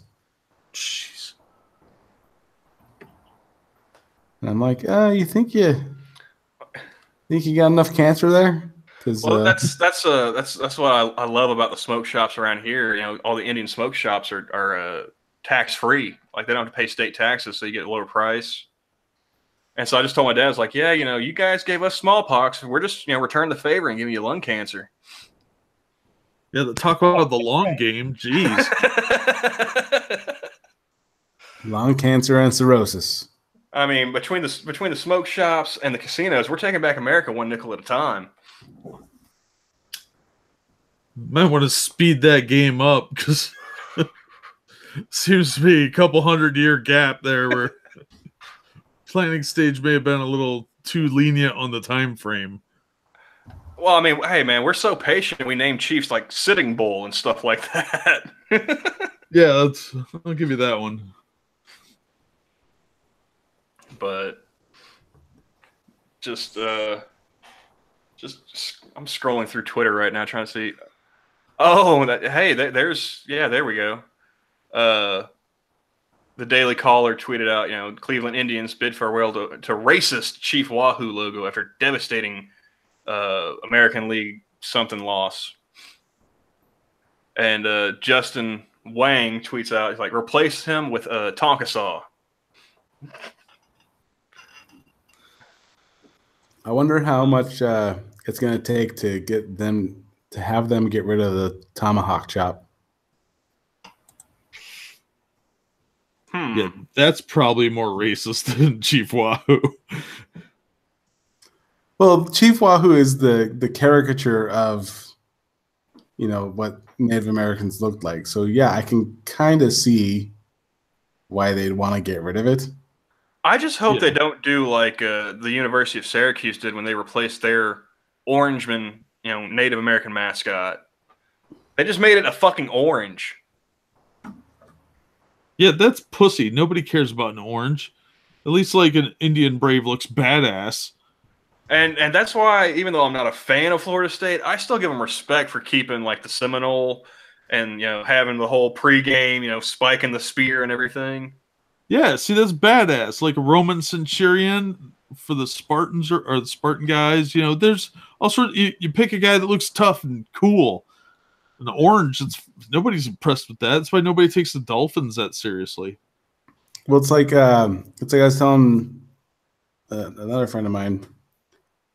I'm like, well, there's a difference between, the Redskins and the Seminoles and the Indians and all the other ones. I'm like, the Redskins, that was an identifier that turned into a racist sort of I guess it was their N-word. Yeah. And so I go, but you got Chiefs, Braves, Indians. Those aren't racist. Those are just identifiers. Yeah, exactly. It's like, so you're racist if you try hard enough. You're not going to walk into a class of Indians like, all right, Braves, what's going on? And then everyone's going to, beat the shit out of you. That's not how that would work. It's like I grew up being called a prairie nigger for however long, and I didn't even realize what it was until I moved to a bigger city. I've never even heard that one. Not very creative. Well, I mean, take any geological region and then add nigger to it, and you'll find something. Yeah, that's just lazy. You need a better class of racist in your area. Well, it's Montana. We're kind of lazy. Fair enough. Oh, Don't you guys have like bears to worry about or something? Well, bears do attack the schools, apparently. Yeah, that's messed up. That's messed up. Might want to do something about that. I know we've had one bear attack in a school, and then Betsy DeVos used it as a platform. hey Johnny, I got a question for you. Are the tribes up there in Montana, are they like allowed to have like unlimited hunting limits and stuff like that? I'm not sure. Because I know, like up in Alaska, those guys can kill like as many of whatever's they want, or no, maybe that's Canada. I'm thinking of, but like they have no limit to their hunting. And I'm not a hunter, but like my tribe, I can get like a free hunting license, pretty much free hunting and fishing, like I think for life. Damn. I don't like hunting, but I like shooting guns. Yeah, pretty much. Just go out in the woods and shoot at things randomly. Be awesome. Yeah, I'm hunting. This tradition. Fuck off. Well, like I remember like Elizabeth Warren was on a Now This clip that I saw on Twitter, and that's another thing. I find the whole Pocahontas thing just extremely hilarious because that bitch is originally from Oklahoma. She should know better. Yeah. If you don't got a card, it don't count down here. She has high cheekbones. Well, I mean, I can't. If I had a nickel for every white chick that told me, "Oh yeah, I'm part Cherokee," or I'm, this, it's like, do you got a card? Well, no, but my great grandfather, he was, full blood. Well, if you don't got a card, Yeah, I want to see some photos too, at least. I mean, because let's face it, like the one Indian that everyone is always talks about when they're talking about it's that dude in the commercial, the one tier dude. That dude was Italian. Yeah. It was some guinea wop in a headdress. I just find it interesting. You actually have a literal race card. Yeah, you literally have a race card. I do, yeah. Oh my god. And I can pull it whenever I want, but it just, I don't know. I like the one group that I want to pull that card with is like the trans, because if you look population wise, according to the New York Times, they said up to 3 million people in the U.S. identify as transgender or some variation thereof. It's like, well, guess what? That makes them 1% of the population. Guess who else is 1% of the population? Indians, and no one cares about them. No one gives a fuck. I'm pretty sure you guys are white now, so welcome aboard. Have you not seen Hidden Colors, Jack? Yes, I own the Indians were black. Yeah. Well, the original Indians, you guys are imposters planted here by the man. It's because Tariq told us so. Yeah. See, the Moorish Americans were the first real Indians, and yeah, idiot. He's hilarious. Oh, but not on purpose. He's like that sad lonely person that you make fun of because they're constantly getting into shenanigans and don't understand why. Like a Mr. Magoo.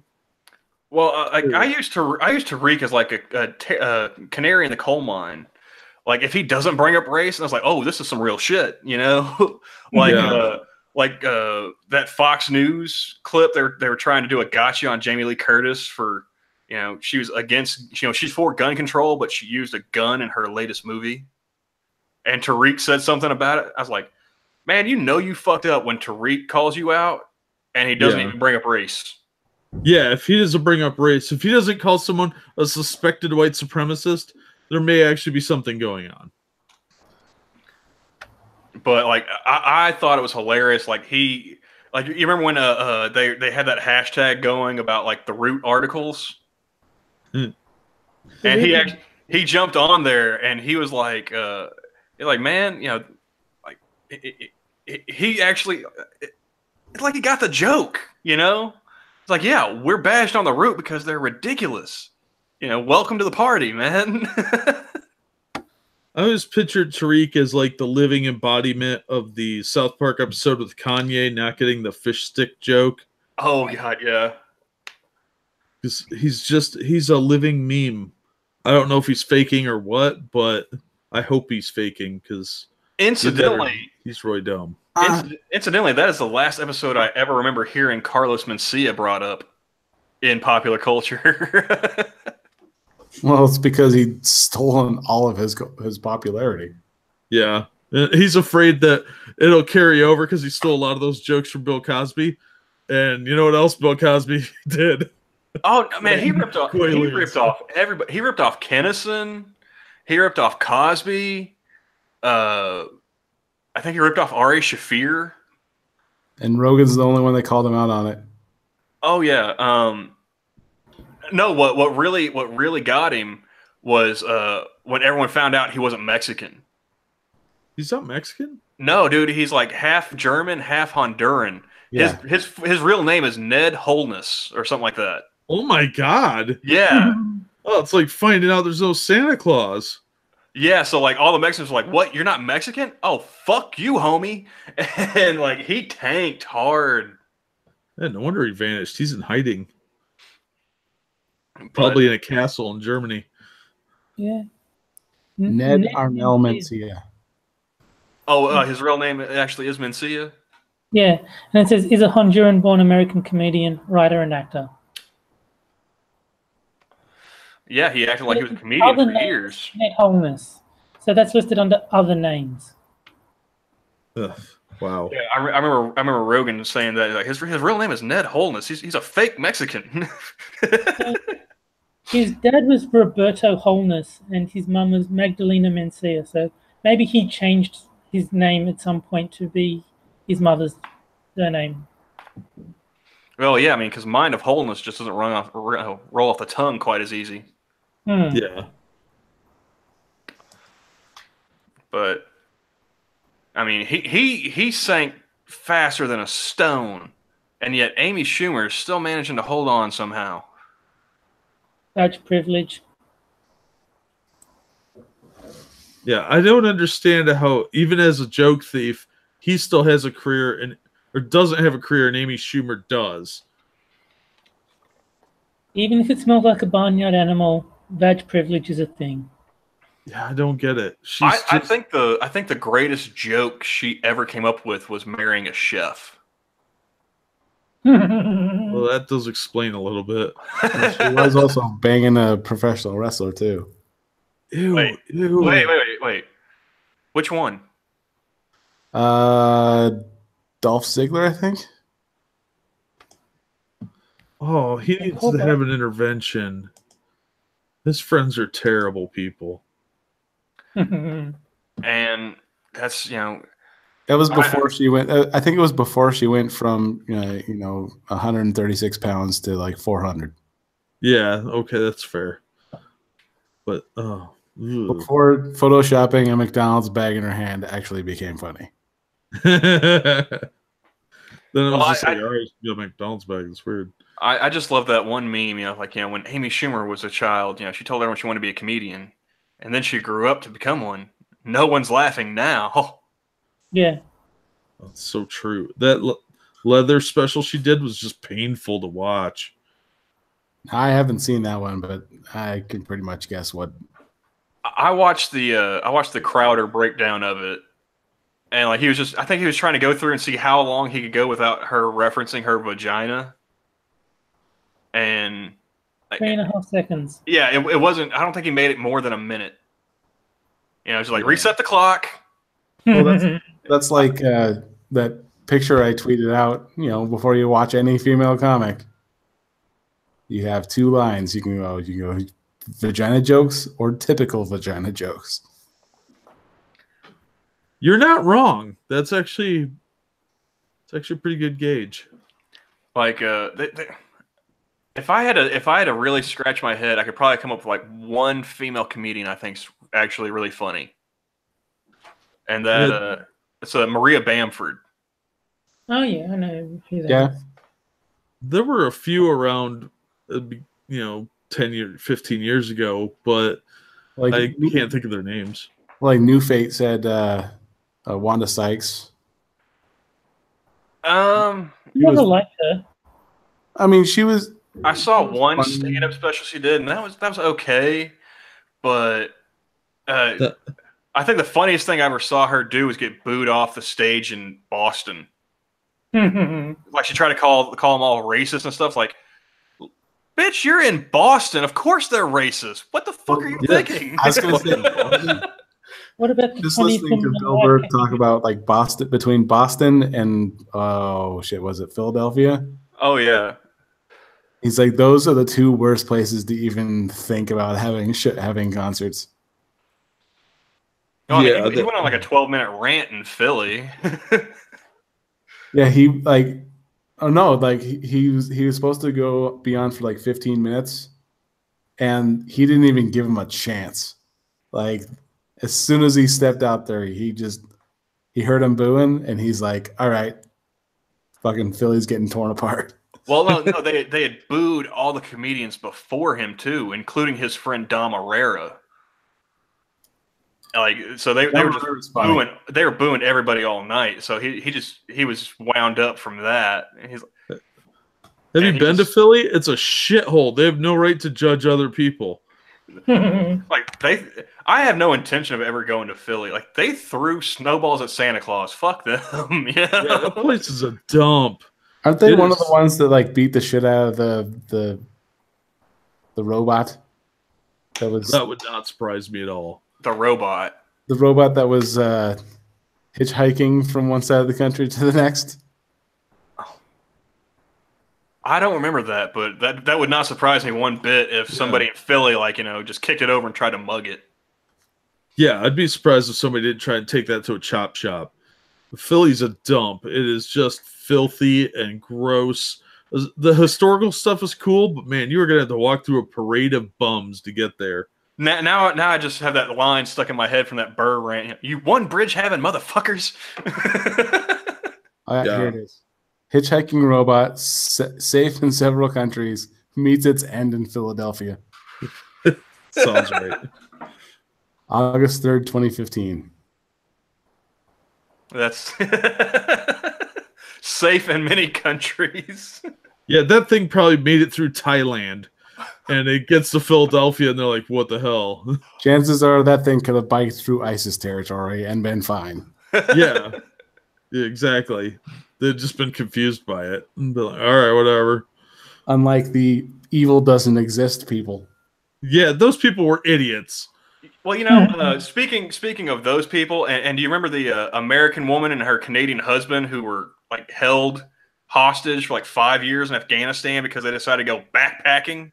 Yeah, I remember that. Those two stories alone are the reason why I know I'm not white. Because that is a level of confidence I have not had once in my life. Oh yeah, sure, I'm gonna be fine in the mountains of Afghanistan. Yeah, that's some real middle class ignorance there. Yeah, I'm gonna pedal a bike through Syria. No, bitch. Well, it's like his friend of mine was telling me that he took a some sort of religious class or some sort of like debates civics class in college. Oh yeah. And he's in a room with a bunch of Christians, and he was an atheist until he got a DUI. Oh, then he found Jesus, huh? Yeah. Funny how that works. And so, well, and then another coworker of mine, he's a Muslim, and so he spent, like they were in the same class, and this guy spent like the entire hour and some that they were in class just getting berated for being a Muslim. He's like, well, Muslims do this, Muslims do this. He's like, there are some Muslims, and I speak from experience, who just want to be left the fuck alone. And it's like, Well, yeah, that's like most Americans. Yeah. I had a similar experience in a philosophy class I took my freshman year of college. You know, that first year, it's pretty hazy, I'm going to admit, because I think I was sober like all of 5 days that school year. But one of my buddies, he dragged me out of my dorm at the crack of noon to go to this philosophy class, and I'm pretty sure I was still drunk from the night before. And I'm sitting in there, and I was like, "Oh, so this is the class I signed up for, but never bothered showing up to. This seems kind of cool, and this is a nice place to sleep." And they start talking. They start talking, and they're going over ethics. And I found out real quickly that the professor was also a preacher in her local church. I found this out not because she said anything about it, but because every time she would ask the class a question, somebody would bring up God to try and like derail the topic. Like that was their get out of philosophy free class card. Well, what if God, But this one person had brought up, like, is it moral or is it ethical to join the military if you're a Christian? Because if you join the military, you might have to kill somebody. And I'm sitting there just like with my one bloodshot eye open, just scanning around, like, well, who's the moron that just said that? Right. And I locked in on him. And I was like, you do realize you can join the military and not serve in the infantry, right? Like, you can be a fucking veterinarian in the military. You can do all kinds of stuff. You can be a conscientious objector. You can be a chaplain, for fuck's sake. But besides anything else, the rule is don't murder, not don't kill. I mean, it gets misquoted as thou shalt not kill, but there's instructions in the book on how to kill people who are the wrong type of person. Yeah, exactly. But I said that, and I was like, you can be a chaplain, for God's sake, in the military. You can be a preacher. You can do whatever. But they got onto the subject of Israel. It's like, I was like, how does this relate? Like, maybe that's why we're allies with Israel. They're God's chosen people. I was like, no, dumbass. We're allies with Israel because they kicked like 7 Arab countries' ass over the course of spring break, and they're the only democratically elected country in the Middle East. You moron. And it was hilarious because all these kids, they were fresh out of high school. I'd been out for like a year or two, and they didn't realize that you could swear in class. So, like, me calling this person, a dumbass and a silly bitch, that shocked them so much they didn't even get my point. And meanwhile, they just looking at the teacher, waiting for the teacher to, kick me out of class, give me detention. It's like, fuck you, I paid for this. I can say whatever I want. Mm-hmm. And she's just sitting there, this preacher lady, she just, nodded her head. It's like, everything he said is factually correct, even if the language is a little, That's just the spice that brings it all together. But the best part of it was one of the students in the class was a Japanese exchange student. And somehow they got onto the subject of the atom bomb. And him... Yeah, him being the only Jap in the class, everyone's heads immediately snapped in his direction. He's like, whatever. No, he apologized. Well, they started it. Yeah. It was hilarious, though, because, like, everyone just, like, turns their head and looks at him like, oh, shit, we brought up the atom bomb. And he's like, I'm sorry. And he just kind of, bows. And I'm still drunk, so I nearly fell out of my chair laughing. Like, he apologized. He apologized to us, guys. Oh. For Halloween, he should have dressed up like a kamikaze pilot, and you should have dressed up as Hawaii. Or even better, I could have put on a fat suit and he could have had like one of those glow in the dark skeleton costumes. This is the before, this is the after. Well, on that note, it's almost 2 a.m. my time. Yeah, so I'm it's afraid I'm almost gonna have to Yeah, bow it's- out here. Oh yeah. It's getting pretty dark. We should dark. Ugh. It's getting late, so yeah, we should probably. We successfully managed to not talk about Sarah Silverman for almost, what, 3 hours? Give or take. Well, it's what are you gonna say? She used to be funny, and now she's just bitter and angry about Trump. I'm just And- laughing. I'm just kind of laughing because that's kind of the trend we're setting. Like, I think we only spent 30 minutes of the first stream talking about Hannah Gadsby. But yeah, that was about what we did. Yeah, it was a very brief touch on why it was a terrible comedy special. And then we just talked about whatever for a while. I think we should just put in the description of both of those streams, like, if you're thinking about watching, you know, Nanette or A Speck of Dust, Don't. we have something that you can do for 3 hours instead of that, and it'll still be funnier. This is true. Then again, seeing a dentist is probably funnier than watching the net. Is not a good one.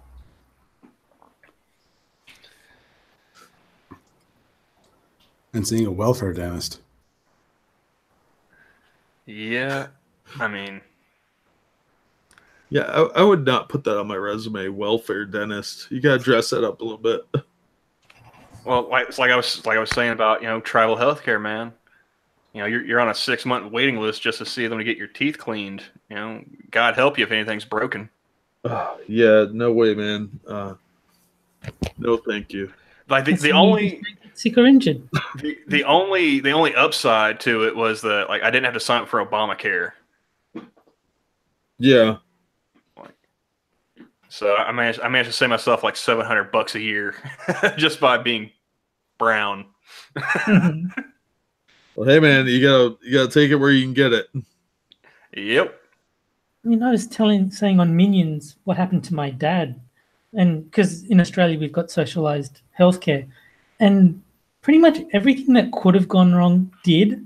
It was like, yeah, you know, if I could have paid like $1,000 and gotten decent care, I probably would have found the money quite easily. That sucks. Yeah, that's what gets me is like even like, you know, Jim Jeffries, he was talking about like socialized medicine, you know, like I think he got his head cracked in England or something, and he was, you know, saying, oh yeah, you know, the NHS, they took care of it, you know, no problem. You know, you hear people talking about, like, you know, oh man, you know, Canada, they've got nationalized healthcare. It's like, yeah, but I've actually talked to a Canadian. They're not all that thrilled with it. I saw a Stephen Crowder video. This is like, I saw it recently, but it was made like 10 years ago. And he was shitting all over the Canadian healthcare system all the way back then.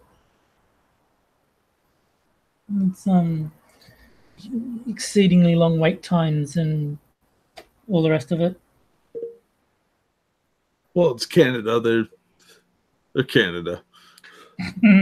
Well, any time that someone tries to use Canada or Australia, sorry, Terry, but anytime they try to use Australia as like an example of what we should be doing policy-wise, I always like to remind us, like, yeah, that's a continent that has as many people as LA.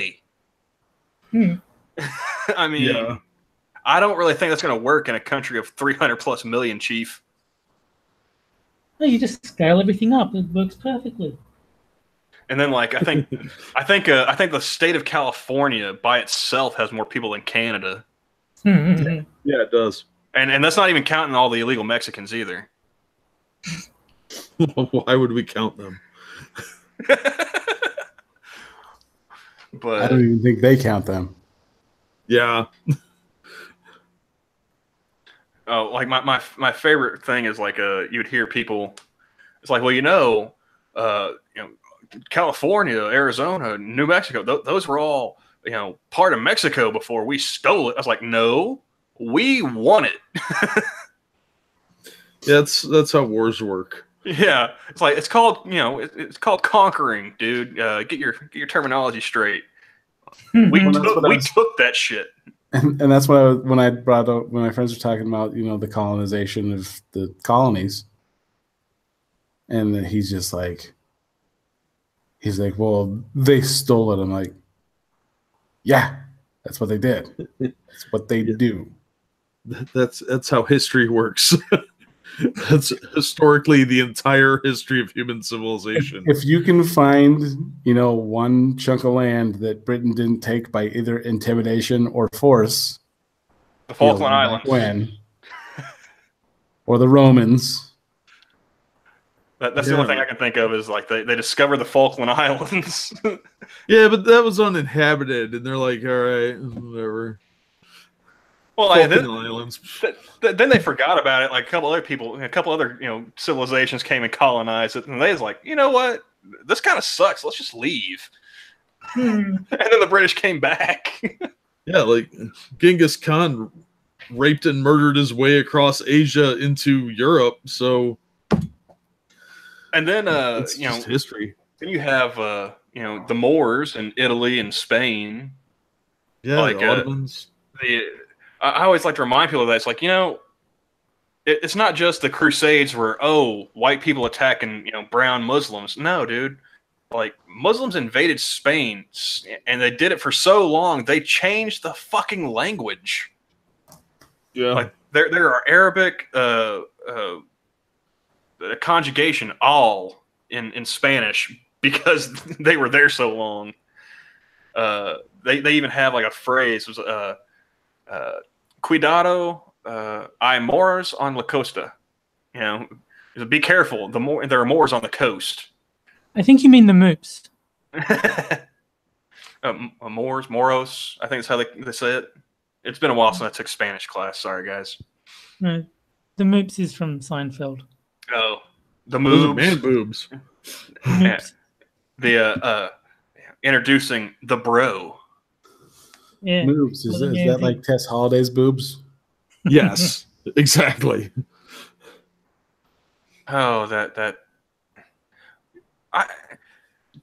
I want to know about her husband. All this press that Tess Holliday is getting for being, fat and proud. It's like, shouldn't we shine a spotlight on the dude that was willing to pull those flaps back and stick it in and father a child with that woman?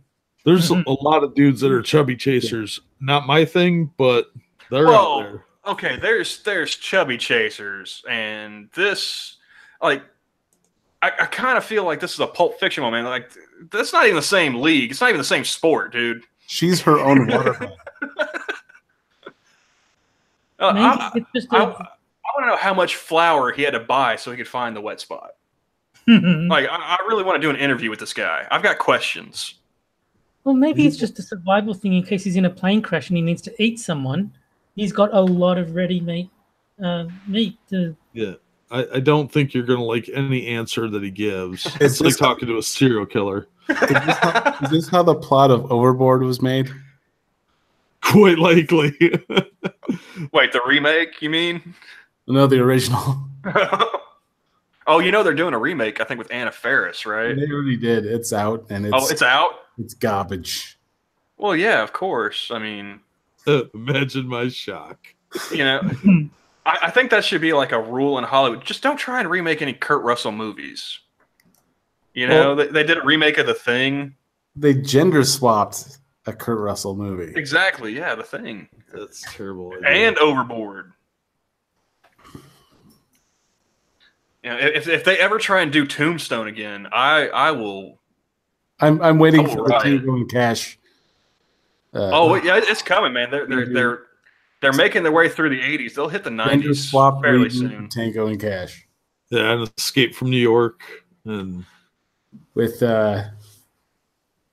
what the hell's her Melissa name? McCarthy Melissa- and Melissa McCarthy is Tango. wait. that makes me sad. Leslie Jones is Cash. Now I've done blanked. Which one was Russell again? Was he Tango or was he Cash? He was Cash, wasn't he? Russell was Cash. That's right. Yeah. But yeesh. I'm sorry, dude. Like all these remakes, it's like it really makes me wish that they would go back to making movies out of books. Like how many books have been written? Come on, guys. Nope, they need safe ideas that were sanitized in the past that they can sanitize a little more, update them, throw some more people of color in, and they're safe then. Well, what's even worse to me than the movies doing reboots, the cartoons. Yeah. She-Ra, did you see the Fucking commercial? Scooby-Doo? Really? Yep. They're redoing Scooby-Doo. They make, yes. I saw like the concept artwork. Guess what? Fred and Velma are now brown. They're brown people. They're POCs.